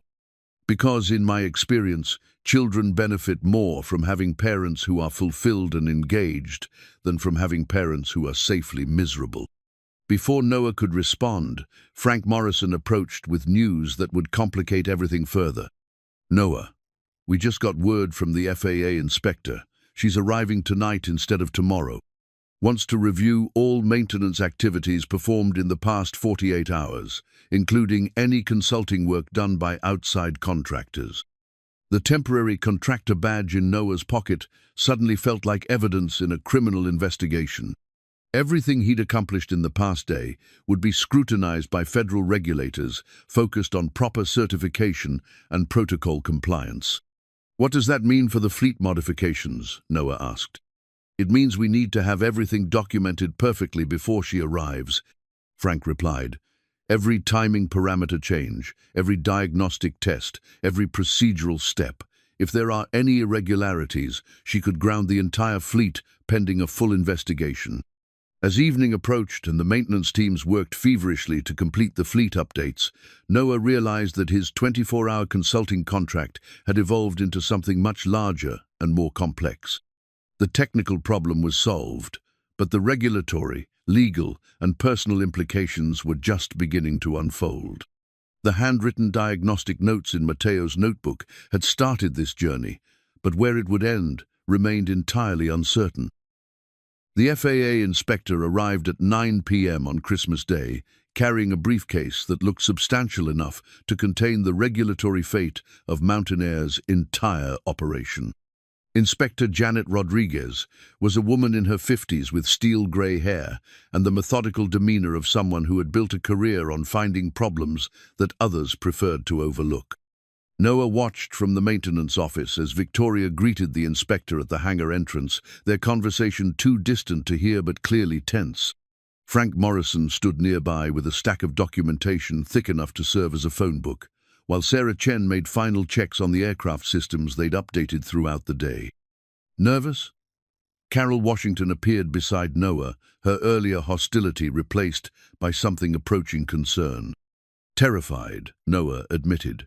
If Inspector Rodriguez determines that our consulting arrangement violated federal regulations, it won't just affect Mountain Air. It could impact my ability to work in aviation anywhere. Maybe you should have thought about that before working on safety systems without proper certification. Maybe, Noah agreed, but 12 aircraft with software problems would have been a bigger safety issue than one uncertified consultant trying to help solve them. Carol studied him with the appraising look of someone reconsidering her initial judgment. You really believe you did the right thing? I believe I prevented a worse problem. Whether the FAA sees it that way remains to be determined. Inspector Rodriguez spent the next 2 hours reviewing every piece of documentation Frank's team had prepared. She examined the original software update files, the diagnostic reports showing fleet-wide problems, Noah's timing parameter calculations, and the step-by-step implementation records. Her expression remained carefully neutral throughout the process, offering no hints about her conclusions. Noah found himself relegated to observer status, watching from the maintenance office while his professional fate was decided by conversations he couldn't hear. The encrypted USB drive hidden in the maintenance records, which Frank had shown him earlier, contained additional information about the software problems, but Noah hadn't had time to examine its contents thoroughly. Mr. Calderon? Inspector Rodriguez appeared in the office doorway, her tone giving nothing away. I'd like to speak with you. The conversation took place in a small conference room adjacent to the hangar, with Victoria and Frank present as witnesses. Inspector Rodriguez opened a recorder and stated the time, date, and participants for the record. Mr. Calderon, please describe your role in the aircraft modifications performed over the past 24 hours. Noah had rehearsed this moment mentally, knowing that his words would be scrutinized for any hint of regulatory violation. I served as a technical consultant, analyzing software timing conflicts and developing configuration parameters to resolve fleet-wide system problems. All actual aircraft modifications were performed by certified Mountain Air technicians following established procedures. And your qualifications for this consulting work? Former Air Force avionics specialist with experience on military flight management systems, previous contractor work with commercial aerospace manufacturers on similar technical issues. Inspector Rodriguez made notes without comment. Are you currently certified to perform maintenance on commercial aircraft? No, ma'am. My FAA certifications expired several years ago when I left the aviation industry. Yet you felt qualified to develop solutions for safety, critical aircraft systems? The question carried dangerous implications. Noah chose his words carefully. I felt qualified to analyze software architecture and identify timing conflicts. The actual implementation was performed by certified personnel who verified my analysis before making any system modifications. Walk me through your diagnostic process. For the next hour, Noah explained his analysis of the fleet problems, from identifying the root cause in the software update to developing aircraft-specific timing parameters. Inspector Rodriguez asked detailed questions about his methodology, his assumptions, and his confidence in the solutions he'd proposed. "Have you examined all the maintenance records for the affected aircraft?" she asked. "I've reviewed the records Frank Morrison provided, focusing on the symptoms related to the software conflicts." "All the records?" Something in her tone suggested deeper implications. Noah glanced at Frank, who looked uncomfortable. "I believe so. Are there additional records I should have seen?" Inspector Rodriguez exchanged a look with Victoria before responding. "Mr. Morrison, please provide Mr. Calderon with access to the complete maintenance database, including the files you've been keeping separately." Frank's face flushed. "Inspector, those files contain preliminary investigations that haven't been verified." "Mr. Morrison, either you provide complete access to your maintenance records, or I suspend your operation until I can conduct a full audit of your documentation practices." 20 minutes later, Noah found himself staring at the contents of the encrypted USB drive with growing alarm. The hidden files contained maintenance reports dating back 18 months, documenting a pattern of software-related problems that went far beyond the recent fleet issues. According to the records, Mountain Air had experienced sporadic FMS failures, navigation anomalies, and communication system glitches for over a year. The problems had been treated as isolated incidents, with individual aircraft receiving component replacements and software reinstalls without anyone recognizing the broader pattern. "Why wasn't this information included in the original analysis?" Noah asked Frank. "Because it's mostly speculation and preliminary findings," Frank replied defensively.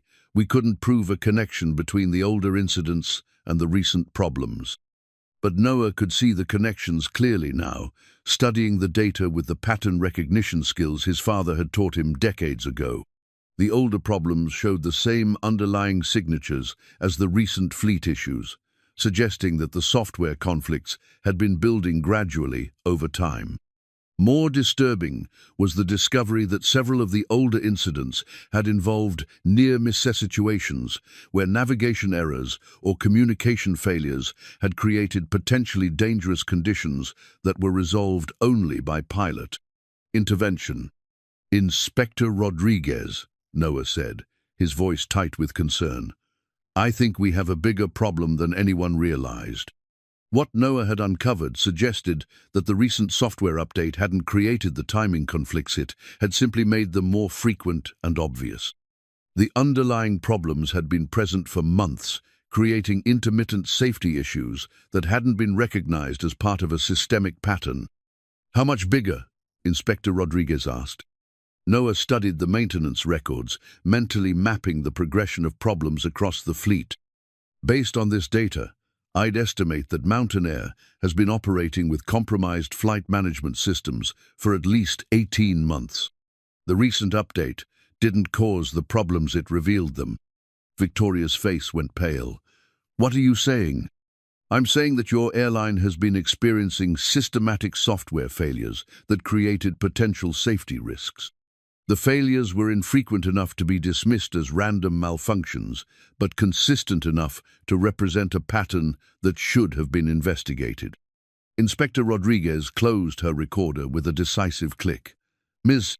Hale, I'm imposing immediate operational restrictions on Mountain Air, pending a comprehensive investigation of your maintenance practices and safety management systems." The words hit the room like a physical blow. Operational restrictions meant that Mountain Air's aircraft would be grounded until the FAA completed its investigation, a process that could take weeks or months.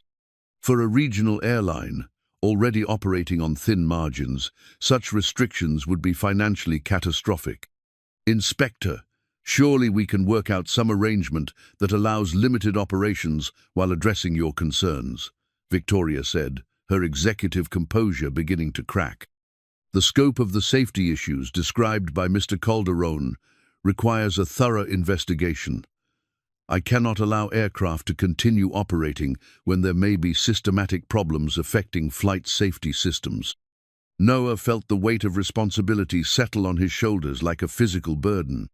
His analysis had been thorough and accurate, but it had also revealed problems that would destroy the airline he'd been trying to help. "There might be another approach," he said quietly. Inspector Rodriguez turned toward him. Explain. Give me 48 hours to conduct a comprehensive analysis of the entire fleet.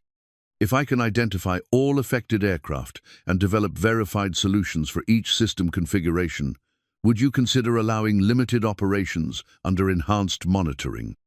Mr. Calderon, you just told us that you've identified systematic safety problems dating back 18 months. Why would I allow continued operations based on analysis from someone without current certification? Noah looked around the room at faces that reflected various degrees of hope, skepticism, and desperation. Victoria's expression showed the strain of someone watching her company collapse in real time. Frank looked like a man who'd spent his career building something that was about to be destroyed by problems he hadn't recognized. Because the alternative is grounding an entire airline 3 days after Christmas, stranding thousands of passengers and putting hundreds of people out of work, Noah replied. And because I might be the only person available who has both the technical expertise to solve these problems and the motivation to do it quickly. Inspector Rodriguez was quiet for a long moment, weighing regulatory caution against practical necessity. What would your analysis involve? Complete review of maintenance records for all aircraft in the fleet. Comprehensive testing of flight management systems under various operational conditions.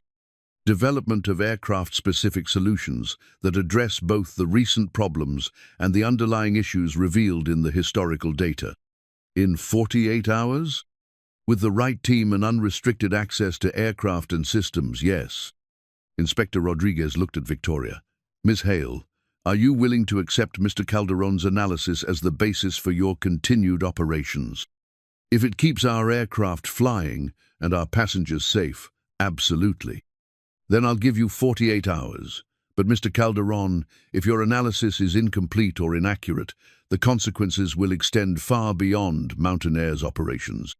The FAA will hold you personally responsible for any safety issues that result from aircraft being returned to service, based on your recommendations.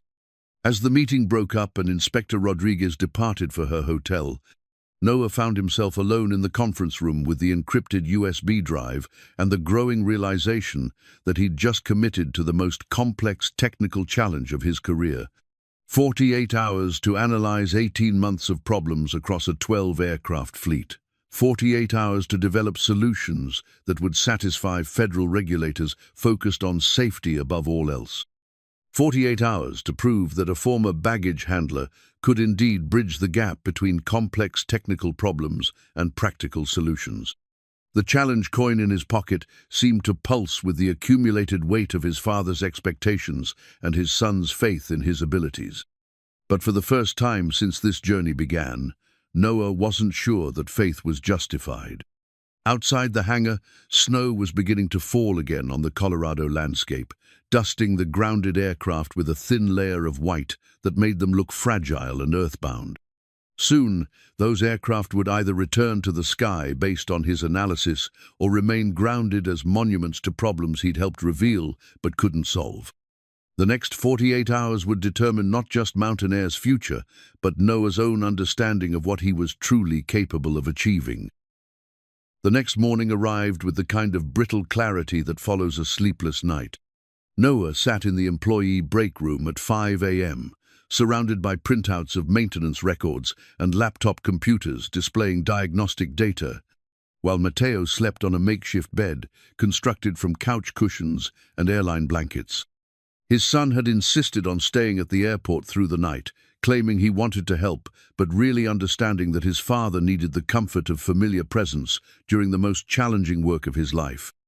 Elena had surprised them both by dropping off dinner and fresh clothes around midnight, staying long enough to see Noah's complete immersion in the technical analysis before quietly offering her support. "You look like you're drowning in paperwork," Victoria said, appearing in the doorway with 2 cups of coffee that smelled stronger than anything the vending machines could produce.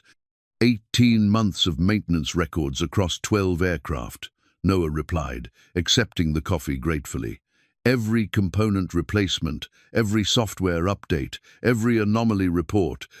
I'm looking for patterns that nobody else recognized because they were spread across time and different aircraft. Victoria settled into the chair across from him, careful not to disturb the carefully organized stacks of documentation. What have you found? Noah pulled out a hand-drawn timeline he'd constructed during the NITR complex chart, mapping aircraft tail numbers against maintenance events and reported problems. The issues started about 20 months ago, shortly after Mountain Air implemented a new maintenance tracking system. The software conflicts weren't caused by a recent update. They were caused by cumulative changes to aircraft configurations that nobody was tracking systematically. Meaning that each aircraft in your fleet has been modified slightly over time. Different software versions, different hardware components, different timing configurations. The modifications were all approved individually, but nobody looked at how they might interact with each other. Victoria studied the timeline, her expression growing increasingly troubled. So, we've been flying aircraft with incompatible system configurations. Not incompatible exactly, but suboptimal.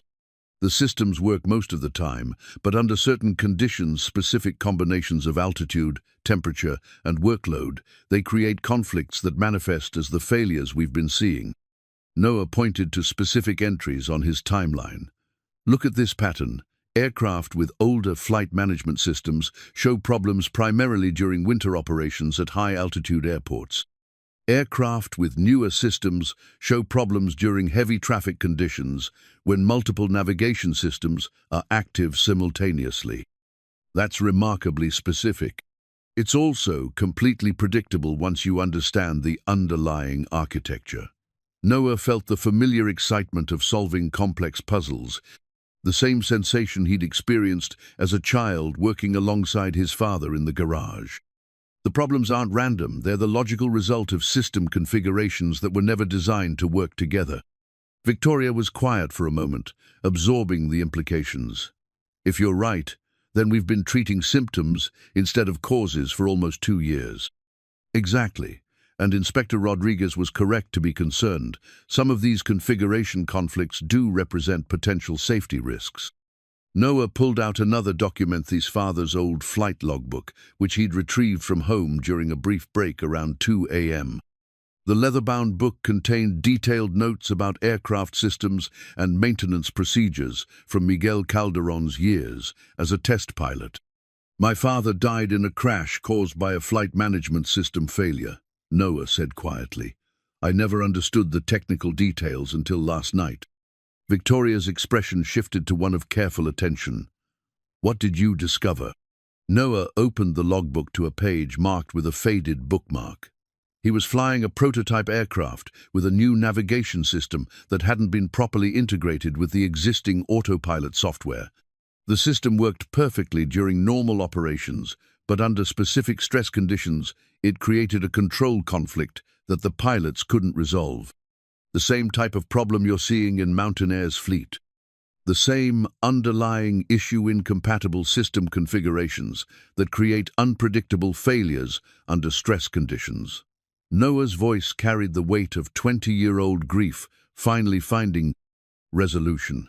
My father was investigating the system integration problems when he died. His notes describe exactly the kind of comprehensive analysis I'm doing now. Victoria reached across the table and touched Noah's hand briefly. I'm sorry for your loss, and I'm grateful that his work is helping us prevent similar problems. Noah closed the logbook and returned his attention to the maintenance timeline. I think I can solve Mountain Air's technical problems, but there's something else you need to know. What? The systematic nature of these issues suggests they weren't accidental. Someone with detailed knowledge of aircraft systems would have had to deliberately introduce incompatible configurations across multiple aircraft over an extended period. Victoria's face went pale. You're suggesting sabotage. I'm suggesting that the maintenance records show patterns that are too consistent to be random. Either Mountain Air has been extraordinarily unlucky with component failures and software conflicts, or someone has been deliberately creating system vulnerabilities. Noah showed Victoria a specific section of his analysis, chart tracking component replacements across the fleet. Look at this pattern. Over the past 18 months, specific components have been replaced on multiple aircraft with versions that are technically compatible but create timing conflicts when combined with other system updates. Who would have access to make those kinds of modifications?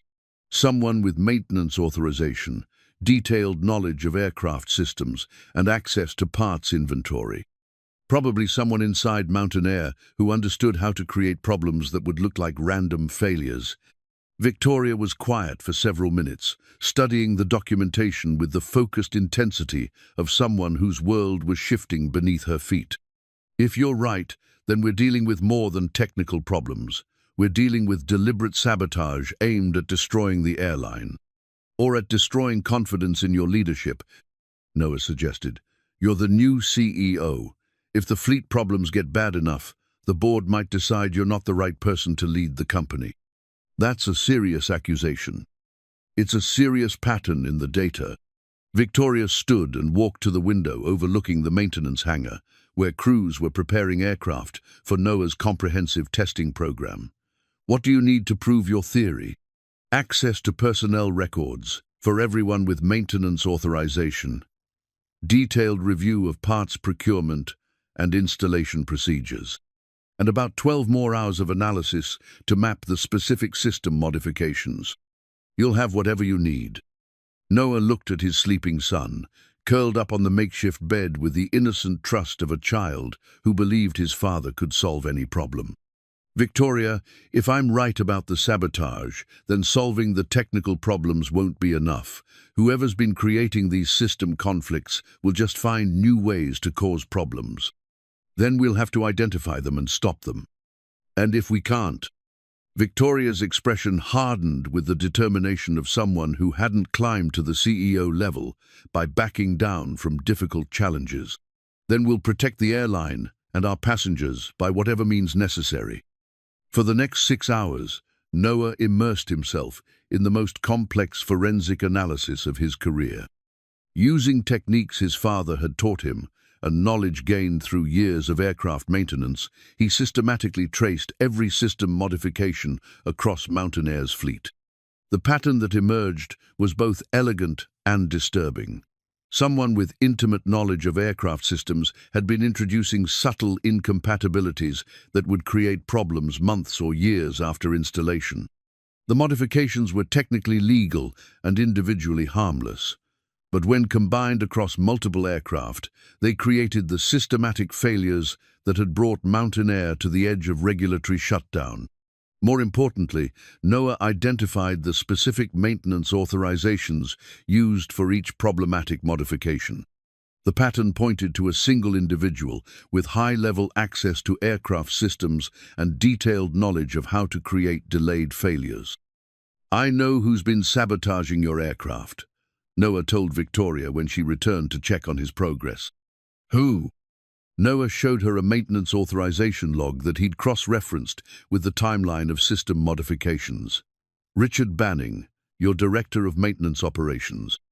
He's the only person with sufficient access and technical knowledge to have orchestrated this pattern of sabotage." Victoria stared at the documentation with the expression of someone whose trust had been systematically betrayed. "Richard's been with the company for 15 years.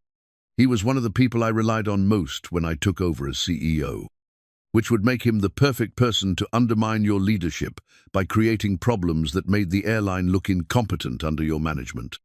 But why? What would he gain from destroying Mountain Air? Noah had been considering that question throughout his analysis. Maybe he expected to be promoted to a senior position when you were hired. Maybe he has connections with a competitor who wants to acquire Mountain Air's roots, or maybe he's just bitter about working under a female CEO. Victoria's phone buzzed with an incoming call. She glanced at the caller ID, and her expression grew even more troubled. "It's Richard.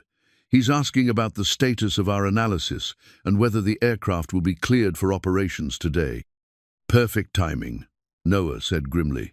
"He's probably wondering whether his sabotage has succeeded in destroying the airline." As Victoria prepared to answer the call, Noah felt the challenge coin press against his chest with the accumulated weight of decisions that would determine not just Mountain Air's future, but his own understanding of what he was capable of achieving. The technical problems were solved, but the human ones were just beginning. Outside the break room window, Inspector Rodriguez was returning to the hangar for her scheduled review of Noah's analysis. In a few hours, she would decide whether Mountain Air's fleet could return to service based on solutions developed by a former baggage handler working with borrowed expertise and borrowed time. But first, they would have to confront the reality that Mountain Air's problems weren't just technical, they were personal, deliberate, and designed to destroy everything Victoria had been trying to build. The crash report was buried in a file cabinet that hadn't been opened in 20 years, hidden beneath layers of regulatory documents and insurance claims that time had turned into archaeological artifacts. Noah found it by accident while searching for additional maintenance records in Mountain Air's archive room, following a reference number that had appeared in his father's flight logbook. The official accident report was dated March 15, 2003. Test flight of experimental navigation system. Aircraft. F-16D Fighting Falcon. Pilot. Lieutenant Colonel Miguel Calderon. Cause. Flight management system failure during high-stress maneuver. Recommendations: enhanced integration testing for new avionics systems. But stapled to the back of the official report was something Noah had never seen before. Preliminary investigation memo marked confidential that had apparently been overlooked when the files were transferred to long-term storage. The memo was signed by Richard Banning. Noah's hands trembled as he read the document that recontextualized everything he thought he knew about his father's death.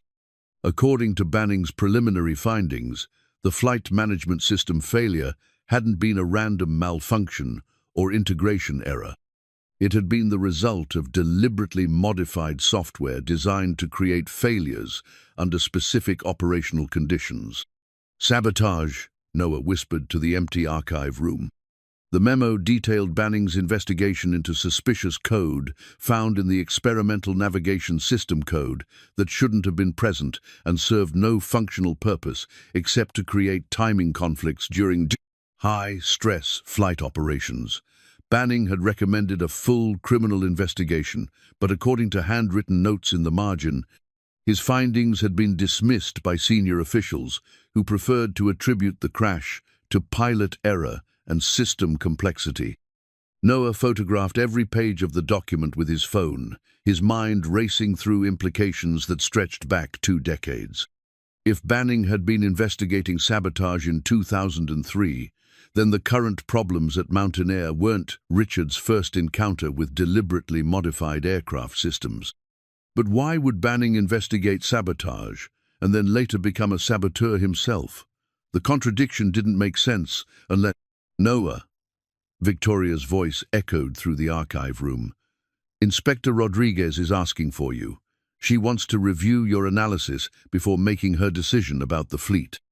Noah carefully replaced the crash report file and walked toward the maintenance hangar with his mind churning through possibilities he hadn't previously considered. If Banning had been investigating aircraft sabotage 20 years ago, then he might have learned techniques that he later used for his own purposes. Or perhaps the sabotage had never stopped, perhaps it had simply evolved and found new targets. Inspector Rodriguez was waiting in the conference room with Frank Morrison and Sarah Chen, surrounded by the comprehensive analysis Noah had prepared over the past 48 hours. His timeline charts, system diagrams, and maintenance correlations covered every available surface, like the aftermath of an academic explosion. "Mr. Calderon, I've reviewed your preliminary findings," Inspector Rodriguez said without preamble. "Your analysis of the fleet problems is impressive, but your conclusions about deliberate sabotage are extremely serious. Do you have evidence to support such allegations?" Noah had been dreading this moment, knowing that accusations of criminal sabotage would require proof that went beyond pattern recognition and technical analysis. But the crash report from his father's accident had provided exactly the evidence he needed. "Yes, ma'am, I do." Noah pulled out his phone and displayed the photographs of Banning's 2003 investigation memo. This document shows that Richard Banning was investigating aircraft sabotage 20 years ago. The techniques described in his findings are identical to the methods used to create Mountain Air's current system conflicts. Inspector Rodriguez studied the photos with growing alarm. "Where did you find this document?" "In Mountain Air's archives, attached to the accident report for my father's crash in 2003. "Your father was the pilot killed in that test flight?" "Yes, ma'am. And according to Banning's investigation, the crash was caused by deliberately modified flight management software, the same type of sabotage affecting Mountain Air's fleet today."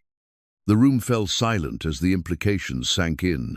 Frank Morrison looked like a man who'd discovered that his trusted colleague was a criminal. Sarah Chen was staring at the maintenance records with new understanding of patterns she'd previously attributed to bad luck. "This changes everything," Inspector Rodriguez said finally. "If Mr. Banning has been systematically sabotaging aircraft systems for 2 decades, then we're dealing with a criminal conspiracy that threatens aviation safety on a much broader scale." Victoria's phone rang, interrupting the tense discussion. She glanced at the caller ID, and her expression grew even more troubled. "It's Richard again. He says he needs to speak with me immediately about urgent safety concerns." "Don't answer it," Noah said quickly. "If he knows we've discovered his sabotage, he might escalate to more direct action." "What kind of direct action?" Noah thought about the sophisticated knowledge required to modify flight management systems without detection. "Someone with Banning's expertise could potentially take control of aircraft systems remotely. If he has access to Mountain Air's computer networks, he might be able to interfere with flight operations in real time." Inspector Rodriguez stood abruptly. "I'm grounding your entire fleet immediately. If there's any possibility of remote interference with aircraft systems, I cannot allow continued operations." "Wait," Victoria said. "If we ground the fleet now, Richard will know we've discovered his sabotage. He'll have time to destroy evidence and potentially target other airlines." "Miss Hale, I cannot prioritize criminal investigation over immediate safety concerns." Noah looked around the room at faces reflecting various degrees of fear, anger, and determination. The technical solutions he'd developed were sound, but they wouldn't protect against sabotage that could be activated remotely. On the other hand, grounding the fleet would alert Banning to their investigation and give him opportunity to escape prosecution. "There might be a third option," Noah said slowly. "Explain." "We implement my technical solutions but add additional security protocols that would prevent remote interference. If Banning tries to sabotage aircraft systems during flight operations, we'll detect it immediately and have evidence for criminal prosecution." "That's an enormous risk," Inspector Rodriguez pointed out. The FBI Command Center was established in a conference room at Denver International Airport that had been hastily converted into a secure operations facility. Special Agent Sarah Martinez, a 20-year veteran of cybercrime investigations, coordinated with Inspector Rodriguez and a team of federal analysts who had arrived on a red-eye flight from Washington. Noah found himself at the center of an investigation that had expanded far beyond Mountain Air's technical problems to encompass a potential terrorist attack on the nation's aviation infrastructure. The hand-drawn airplane schematic that Mateo had created for his science project sat on the conference table alongside FBI case files and classified intelligence reports, representing the intersection of a child's innocent dreams and the complex realities of aviation security. "Tell me about the sabotage techniques," Agent Martinez said, reviewing Noah's analysis of the fleet problems. "How sophisticated would someone need to be to implement these attacks?" "Extremely sophisticated," Noah replied. "They'd need deep knowledge of aircraft systems, architecture, access to software development tools, and the ability to penetrate airline computer networks without detection. We're talking about someone with both technical expertise and significant resources. How many people have that level of capability?" Noah considered the question carefully. "In the commercial aviation industry, maybe a few dozen worldwide, but if you include military contractors and government agencies, the number could be higher." Agent Martinez turned to Richard Banning, who had arrived under FBI protection after 20 years of covert investigation. "Mr. Banning, you've been tracking this conspiracy since 2003. What can you tell us about the perpetrator's identity?" Banning looked exhausted but determined, carrying himself with the weight of someone who had spent decades pursuing an enemy that remained always just beyond reach. "I believe we're dealing with someone inside the aviation software industry, someone with legitimate access to multiple airline systems who's been using that access to test attack methods." "Any specific suspects?" Dr. Marcus Webb, former military contractor who now heads software development for global aviation systems. His company provides flight management software to over a dozen major airlines, including Transglobal. Agent Martinez made notes. "What's his motive?" "Unknown, but his company has been pushing airlines to adopt new software systems that would centralize control of multiple aircraft types. If he could demonstrate that current systems are vulnerable to attack, airlines might be more willing to adopt his centralized platform." Noah felt a chill of recognition. A centralized platform would give him unprecedented access to control multiple airlines simultaneously. Instead of attacking individual aircraft, he could potentially ground entire fleets with a single command, or cause coordinated crashes during peak travel periods, Inspector Rodriguez added grimly. The implications were staggering. If Webb's plan succeeded, the resulting chaos would destroy public confidence in aviation safety and position his company as the only solution to prevent future attacks. It was corporate terrorism on a scale that could reshape the entire industry. "What's our timeline?" Noah asked. Agent Martinez consulted her secure tablet. "Transglobal's New Year's Eve operations begin in 4 days. They're planning to operate over 300 flights that evening, carrying approximately 100 passengers. If Webb launches his attack during those operations, we could be looking at casualties in the hundreds or thousands." Noah thought about Mateo's airplane schematic, drawn with the innocent enthusiasm of a child who dreamed of flight without understanding the complex vulnerabilities that made modern aviation possible. "What's our strategy to stop him?" "We need proof of Webb's intentions before we can arrest him," Agent Martinez replied. "Right now, we have circumstantial evidence and 20 years of suspicions, but nothing that would hold up in court." "What about the evidence from Mountain Air's systems?" "It shows systematic sabotage, but we can't definitively prove Webb was responsible. He's too smart to leave obvious fingerprints." Banning leaned forward. "There might be another approach. Webb thinks I'm just a maintenance director who's been helping him test attack methods. If I can get him to reveal his plans for the Transglobal attack, we'd have the evidence we need." "That's extremely dangerous," Agent Martinez pointed out.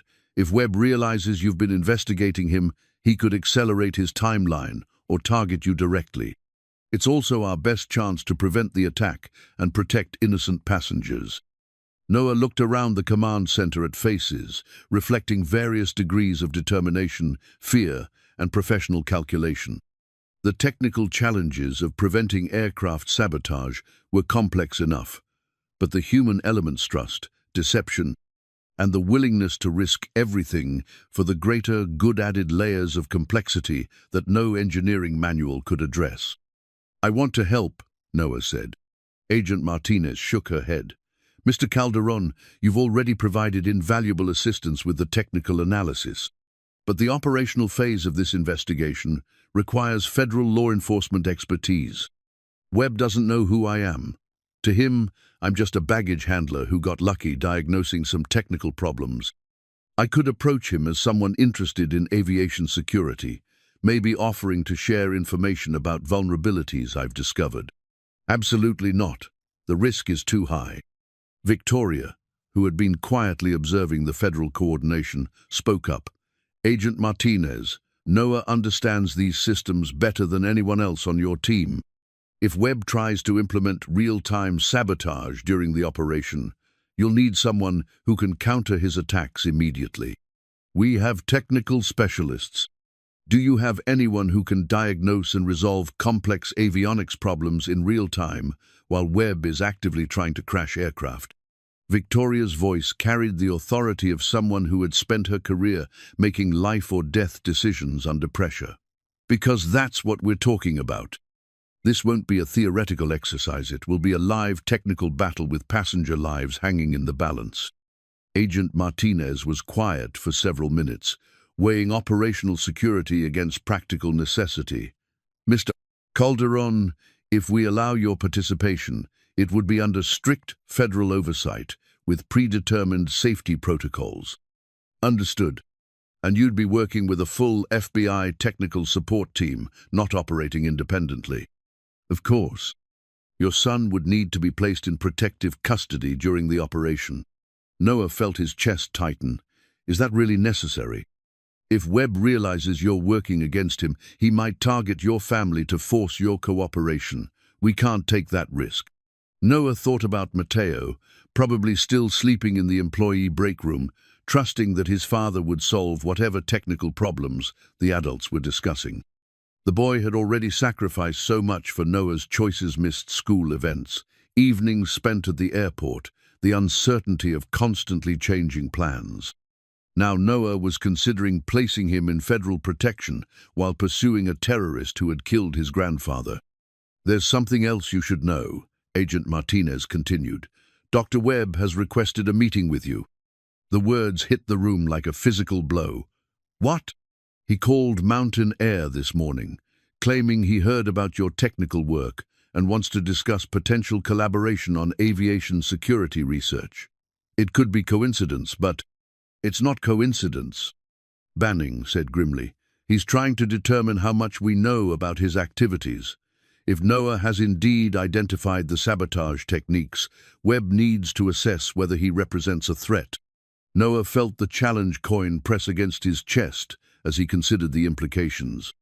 Webb's request for a meeting suggested that Noah's analysis had been more accurate than he'd realized accurate enough to draw the attention of a terrorist who had been operating undetected for 20 years. When does he want to meet? Noah asked. Tomorrow afternoon. He's flying into Denver specifically for the conversation. Then that's our opportunity to gather evidence and prevent the transglobal attack. Agent Martinez studied Noah with the appraising look of someone evaluating a critical operational decision. Mr. Calderon, are you absolutely certain you want to participate in this operation? Because once you're involved, there won't be any way to protect you if things go wrong. Noah looked at Mateo's airplane schematic, thinking about the innocent enthusiasm that had created those careful drawings of flight systems and engine components. His son believed that airplanes were magical machines that connected families and enabled dreams. Noah had the opportunity to ensure that belief remained unspoiled by the reality of terrorism and sabotage. I'm certain, he said. My father died investigating this conspiracy. I'm not going to let Dr. Webb kill hundreds of innocent people to complete whatever he started 20 years ago. Agent Martinez nodded slowly.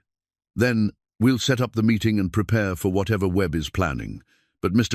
Calderon, I want you to understand that this operation will require everything you know about aircraft systems and more courage than any technical manual can teach.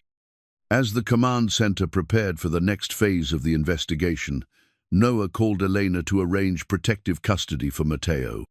The conversation was brief and emotional, Elena understanding immediately that her ex-husband was pursuing something dangerous but necessary, something that connected to the grief and determination that had shaped their son's entire life. Be careful, she said before hanging up. Mateo needs his father to come home. I will, Noah promised, and when this is over, maybe we can finally tell him the truth about why his grandfather died. Outside the conference room, snow continued to fall on the Colorado landscape, covering the airport in a pristine layer of white that made the complex machinery of aviation look deceptively peaceful. Tomorrow, Noah would meet with a terrorist who had killed his father and threatened thousands of innocent passengers. The technical challenges he'd mastered over the past week would be tested in a confrontation that would determine not just Mountain Air's future, but the safety of the entire aviation industry. The hand-drawn airplane schematic seemed to pulse with childish optimism and adult responsibility. Soon Noah would discover whether his expertise was sufficient to protect the dreams that drawing represented, or whether Dr. Webb's conspiracy would shatter those dreams forever. Dr. Marcus Webb arrived at Denver International Airport precisely on schedule, carrying himself with the confident bearing of someone accustomed to controlling complex systems and the people who operated them.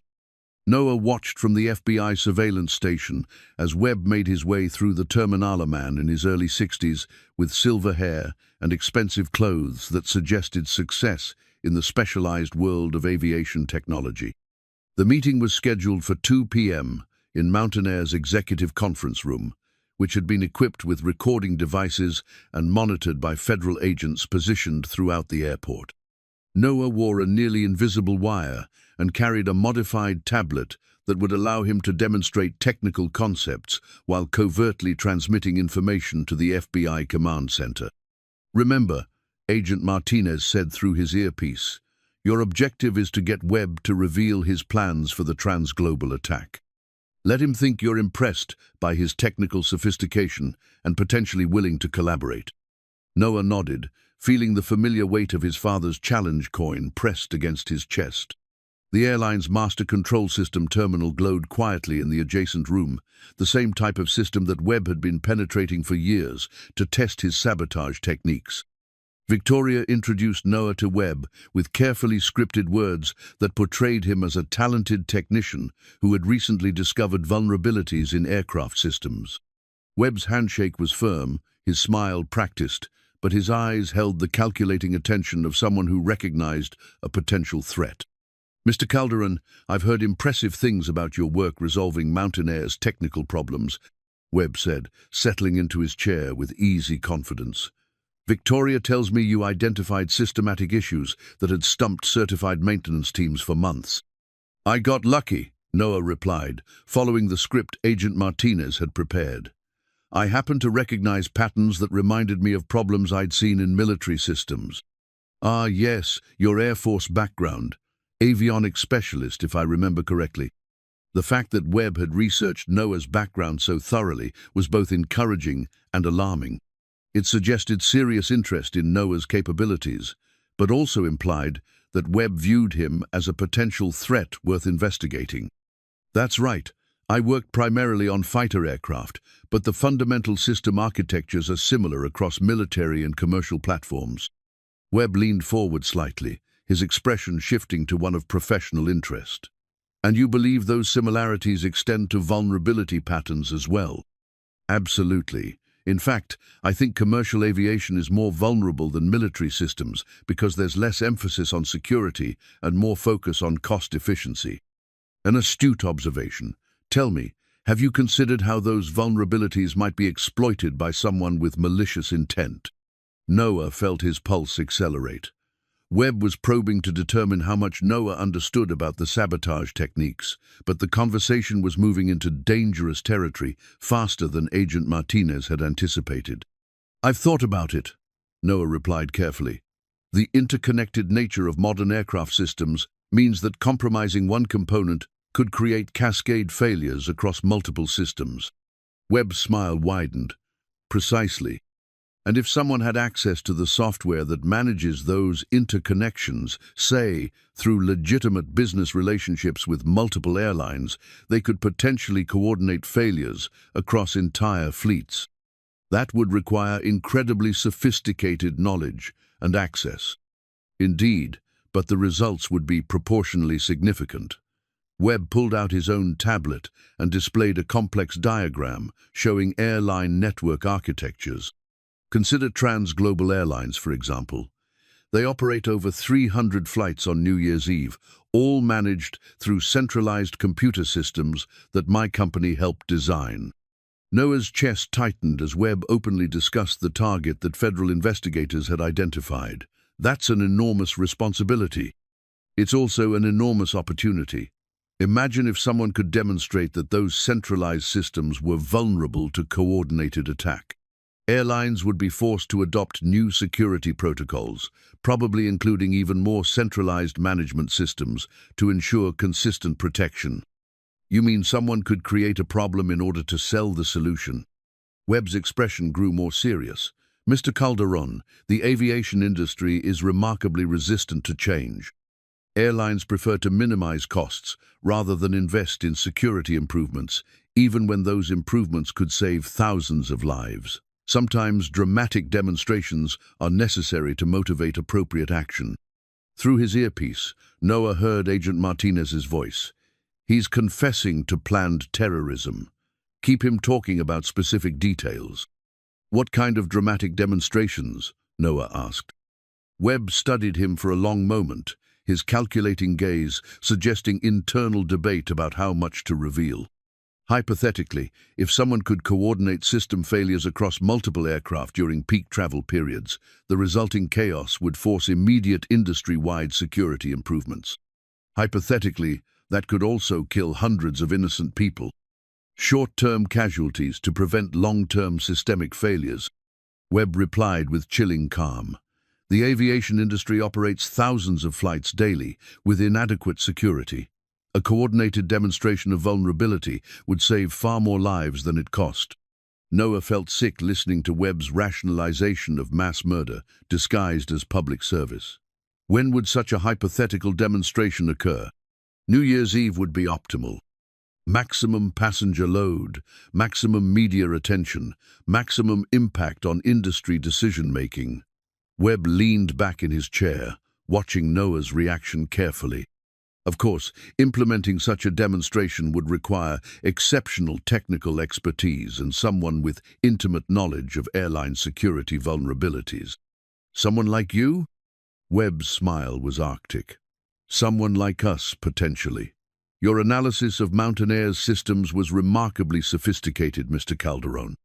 With proper guidance, you could help develop security solutions that would protect the entire industry. The offer hung in the air like a toxic cloud. Webb was recruiting Noah to participate in the terrorist attack, believing that Noah's technical skills would be valuable for implementing the sabotage or developing the security systems that would follow. That's an interesting proposition, Noah said, fighting to keep his voice steady. What would such collaboration involve? Access to cutting-edge aviation security research. Opportunities to work on projects that could reshape how airlines protect their passengers. Financial compensation commensurate with the value of your contributions. Webb pulled out a contract that looked professionally prepared, complete with legal language and compensation figures that made Noah's eyes widen. The document was real, suggesting that Webb had been planning this recruitment for some time. This is a formal offer, Noah asked. Contingent on successful completion of a demonstration project. Consider it a test of your technical capabilities and your commitment to improving aviation security. Through his earpiece, Agent Martinez was coordinating with other federal agents. We have enough for arrests. Move in on my signal. But Noah realized they needed more specific information about the trans-global attack to prevent it effectively. What would the demonstration project involve? Webb's expression grew cautious. Nothing illegal, of course, simply a technical analysis of trans-global system vulnerabilities, followed by recommendations for security improvements. And if those vulnerabilities were significant enough to warrant immediate action, then appropriate authorities would be notified through proper channels. Noah understood that Webb was speaking in code, describing the terrorist attack in language that could be interpreted as legitimate security research. The FBI recordings would capture Webb's intentions, but they might not provide enough technical detail to prevent the actual implementation. Dr. Webb, I appreciate the offer, but I need to understand exactly what you're planning before I can commit to participating. Webb's smile faded, replaced by the cold calculation of someone who had recognized a threat. Mr. Calderon, I think you already understand more than you're admitting. The air in the conference room suddenly felt charged with danger. Webb's demeanor had shifted from recruitment to suspicion, and Noah realized that his questions had revealed too much about federal law enforcement interest in the conspiracy. I understand that you're offering me an opportunity to use my technical skills to improve aviation security, Noah replied, trying to maintain the pretense of innocent interest. I understand that you're wearing a recording device and working with federal agents to gather evidence about activities you don't fully comprehend. The pretense collapsed like a house of cards. Webb stood slowly, his expression shifting to one of cold fury, tempered by professional calculation. "Agent Martinez, we're blown," Noah said into his microphone. "Move in now." Webb pulled out his phone and began typing rapidly. "Too late, Mr. Calderon. The trans-global demonstration has been moved up. It begins in 30 minutes. The FBI tactical team burst through the conference room doors 30 seconds too late. Webb had already sent the activation signal to his sabotage systems, and Transglobal's afternoon flights were beginning to experience the first symptoms of coordinated system failures. Agent Martinez's radio crackled with reports from air traffic control centers across the country as aircraft started showing navigation anomalies, communication dropouts, and flight management system errors. 6 aircraft reporting problems so far, Agent Martinez announced, coordinating federal response from her command center. Transglobal 447 en route to Los Angeles, Transglobal 623 departing Miami, 4 others showing initial symptoms. Webb sat calmly in federal custody, his expression reflecting the satisfaction of someone whose carefully planned operation was proceeding as intended. "You can arrest me, Agent Martinez, but you can't stop what I've already set in motion. Those aircraft are flying with compromised systems that will fail progressively over the next 2 hours." Noah felt the weight of hundreds of lives pressing against his chest like a physical burden. The official FAA certification document with his signature lay on the conference table, tangible proof that he now had the authority to address aircraft system problems, but also the responsibility for whatever happened next. "How do we stop it?" Agent Martinez demanded. Webb's smile was arctic. "You don't. The sabotage is embedded in the aircraft's core systems and activated by altitude and time triggers. Even if you could identify every affected aircraft, you can't modify their software while they're in flight." "Then we ground the entire transglobal fleet," Inspector Rodriguez said, reaching for her emergency communication device. "Too late for that as well," Webb replied. "The aircraft showing symptoms are already airborne with passengers. If you force them to land immediately with compromised navigation systems, you'll cause exactly the kind of catastrophic failures I've been trying to demonstrate." Noah studied the technical readouts on his tablet, his mind racing through the system architectures he'd analyzed during his investigation of Mountain Air's problems. "Webb, you said the sabotage is triggered by altitude and time parameters. That means it's following a predictable sequence." "Very predictable. Each aircraft will experience progressive system failures designed to overwhelm pilot capability and air traffic control resources. The result will be controlled chaos that demonstrates the vulnerability of current aviation systems." "Controlled chaos that kills innocent people," Victoria said with barely contained rage. Webb's expression remained coldly professional. "Acceptable casualties to prevent larger systemic failures. The aviation industry has ignored security vulnerabilities for decades. Sometimes dramatic demonstrations are necessary to motivate appropriate action." Agent Martinez was coordinating with air traffic control centers, while FBI technical specialists established connections to Transglobal's operations center. "Mr. Calderon, we need options. Can you analyze the sabotage techniques and develop countermeasures?" Noah was already working through the problem, applying everything he'd learned about aircraft systems and Webb's attack methods. "The sabotage has to be implemented through software that's already present on the aircraft. Webb couldn't install hardware modifications on every plane in Transglobal's fleet." "Meaning?" "Meaning the attack is probably using legitimate system functions in illegitimate ways. If I can understand the specific trigger mechanisms, I might be able to develop override procedures that pilots can implement manually." Webb laughed coldly. "Mr. Calderon, you're thinking like an engineer when you should be thinking like a systems architect. I didn't modify individual aircraft. I modified the centralized software that manages fleet-wide operations. Every aircraft receives continuous updates from Transglobal's operations center, including navigation data, weather information, and flight management parameters.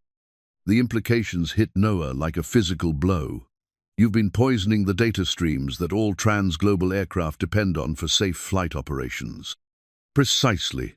And because the poisoned data looks legitimate to aircraft systems, the pilots have no way to distinguish between accurate information and malicious inputs. Agent Martinez was receiving increasingly urgent reports from air traffic control. 12 aircraft now showing problems, 2 have declared emergencies and are requesting immediate landing clearance. Noah closed his eyes and visualized the system architecture that Webb had described. Centralized operations meant that all Transglobal aircraft were receiving contaminated data from a single source. But that also meant there was a single point of failure that could be addressed if he could gain access to Transglobal's operations systems. "I need direct access to Transglobal's flight operations center," Noah said. "If I can isolate the contaminated data streams and replace them with clean information, the aircraft should be able to complete their flights safely." "Transglobal's operations center is in Atlanta," Agent Martinez replied. "Even with federal authorization, it would take hours to get you there and provide system access. Then we bring their systems here." Noah was already formulating a plan that would require everything he'd learned about aircraft systems and network architecture. Transglobal's operations center manages aircraft through satellite communication links. If we can replicate those links from here and override the contaminated data streams, we can essentially hijack Webb's attack and turn it into a rescue operation. Webb's expression shifted from satisfaction to concern. "That's impossible. You don't have access to Transglobal's communication protocols or encryption keys." "But you do," Noah replied, understanding the opportunity that Webb's presence provided. "And we have federal authority to compel your cooperation in preventing mass casualties." Agent Martinez understood immediately. "Dr. Webb, you have 2 choices. Provide the technical information needed to stop your attack, or face federal terrorism charges that will put you in prison for the rest of your life." "I'll face those charges regardless," Webb pointed out. "Why would I help you prevent the demonstration that I've spent years planning?" Noah looked at the FAA certification document bearing his signature and felt his father's challenge coin pressing against his chest. "Because if those aircraft crash, you'll be responsible for mass murder, not a security demonstration. And because even terrorists sometimes have limits on how many innocent people they're willing to kill." For the first time since his arrest, Webb's professional composure cracked slightly. "You don't understand the stakes involved. The aviation industry's security vulnerabilities represent a threat to national security that far exceeds the casualties from a single demonstration. Then help us fix those vulnerabilities without killing passengers," Victoria said. "Provide the information Noah needs to stop the attack, and we'll work with you to address the systemic problems you've identified." Webb was quiet for a long moment, weighing his options while Agent Martinez coordinated increasingly urgent federal response efforts. "How many aircraft are affected now?" 18 and climbing, Agent Martinez replied. "If this continues, we could be looking at multiple catastrophic failures within the next hour." Webb's calculation was visible on his face, the conflict between his commitment to demonstrating aviation vulnerabilities and his unwillingness to be responsible for hundreds of deaths. "Mr. Calderon, if I provide the access codes and technical specifications, can you actually implement countermeasures quickly enough to prevent crashes?" "I can try, but I'll need complete cooperation and accurate information." Webb nodded slowly. "Agent Martinez, I want immunity from terrorism charges in exchange for my cooperation in preventing casualties." "Absolutely not, but I can recommend consideration for cooperation during sentencing." "Then you'd better hope Mr. Calderon is as good as he thinks he is." For the next hour, Noah worked with intensity that pushed his technical skills to their absolute limits. Using Webb's access codes and system specifications, He established connections to TransGlobal's operations center and began the complex process of identifying and replacing contaminated data streams while the affected aircraft continued flying with progressively failing systems. The work required simultaneous analysis of multiple aircraft systems, real-time coordination with pilots and air traffic controllers, and the kind of intuitive understanding of aviation technology that Noah had inherited from his father and developed through years of hands-on experience. TransGlobal 447 is reporting navigation system failure, Agent Martinez announced. They're flying manually with limited instrument guidance. I've isolated their data stream, Noah replied, his fingers moving rapidly across multiple keyboards and tablets. Uploading clean navigation data now. TransGlobal 623 has lost communication with air traffic control. Switching their communication protocols to backup frequencies, they should be back online in 30 seconds. Aircraft by aircraft, system by system, Noah worked to counter web sabotage while hundreds of passengers flew unknowingly through the most sophisticated terrorist attack in aviation history. The technical challenges were immense, but the human stakes drove him to find solutions that no training manual had ever contemplated. By 6 p.m., all 18 affected aircraft had landed safely at their destinations or alternate airports, their passengers unaware that they had survived an attack that could have killed thousands. Webb's demonstration had been neutralized, but the broader implications of his conspiracy would reshape aviation security for decades to come. As Noah finally leaned back in his chair, exhausted but successful, Agent Martinez approached with news that would complete his transformation from baggage handler to aviation security expert. Mr. Calderon, the FAA wants to discuss a permanent position coordinating cybersecurity for the aviation industry. Interested? Noah looked at the certification document bearing his signature and felt his father's legacy settling around him like a mantle. Very interested. But first, I need to call my son and tell him that his grandfather would be proud. 3 months later, Noah stood in the executive wing of Mountain Air's headquarters, studying the view from his new office window as aircraft moved through their carefully choreographed dance of departure and arrival. His official employee ID badge identified him as Chief Technical Officer, but the title felt less important than the knowledge that every aircraft he could see was flying with security protocols he'd helped design. The transformation had been remarkably swift. Within weeks of preventing Webb's terrorist attack, Noah found himself at the center of a federal initiative to modernize aviation cybersecurity.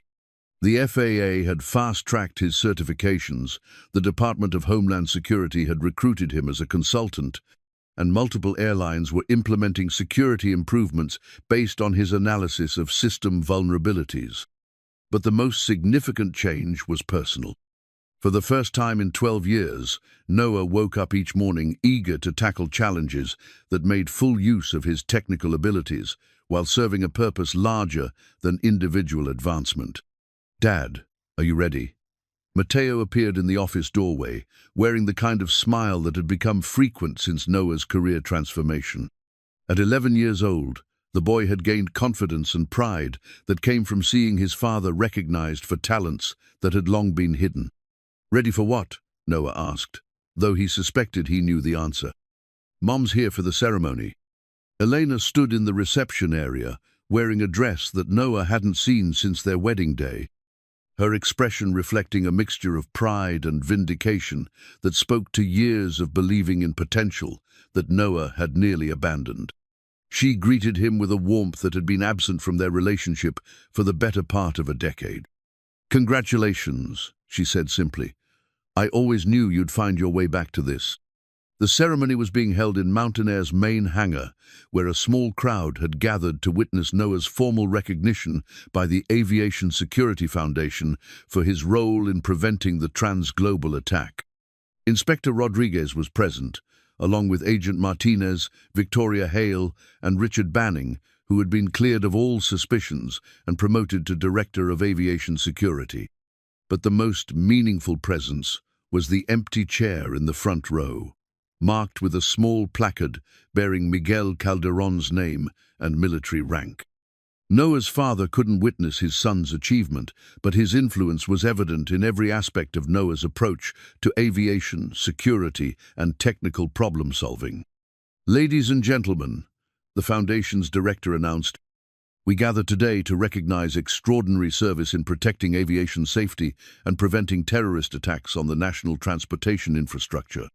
As Noah walked to the podium to accept the award, he felt his father's challenge coin pressing against his chest with familiar weight. But the sensation was different now, not the burden of unfulfilled potential, but the satisfaction of abilities finally directed toward their intended purpose. "This recognition belongs to everyone who contributed to identifying and stopping Dr. Webb's conspiracy," Noah said, addressing the small audience. "But I want to particularly acknowledge Lieutenant Colonel Miguel Calderon, whose investigation 20 years ago provided the foundation for understanding how aviation systems could be compromised by those with malicious intent." Noah pulled the challenge coin from his pocket and held it up for the audience to see. "My father taught me that understanding machines means understanding their language and not just the official specifications, but the subtle patterns that reveal their true condition. Today, that lesson helps protect thousands of passengers who will never know how close they came to being victims of sophisticated terrorism." After the ceremony, as the crowd dispersed and equipment was packed away, Noah found himself alone in the hangar with Mateo. The boy was studying an aircraft engine with the focused attention he'd inherited from his father, asking questions about turbofan mechanics and fuel injection systems. "Will you teach me about airplanes?" Mateo asked. "Like Grandpa taught you?" Noah smiled, remembering afternoons spent in Miguel's garage, learning to diagnose problems by sound and feel rather than by manuals. "I'd like that.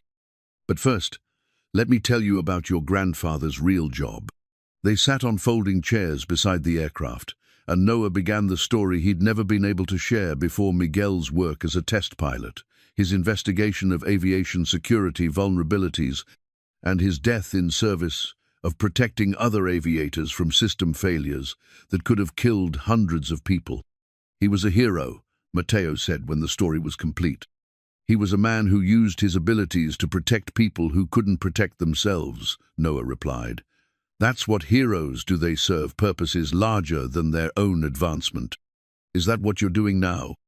Noah looked around the hangar at the complex machinery that represented humanity's conquest of gravity and distance. "I'm trying to follow his example. Use what I know to keep people safe, solve problems that matter, and maybe inspire the next generation to do the same." Mateo was quiet for a moment, processing the weight of family legacy and personal responsibility. "Will you teach me to be like him?" "I'll teach you to be like yourself," Noah replied, "but with the same commitment to using your talents in service of something bigger than personal achievement." As they prepared to leave the hangar, Victoria approached with news that would shape the next phase of Noah's career. "The FAA wants to establish a new aviation cybersecurity division.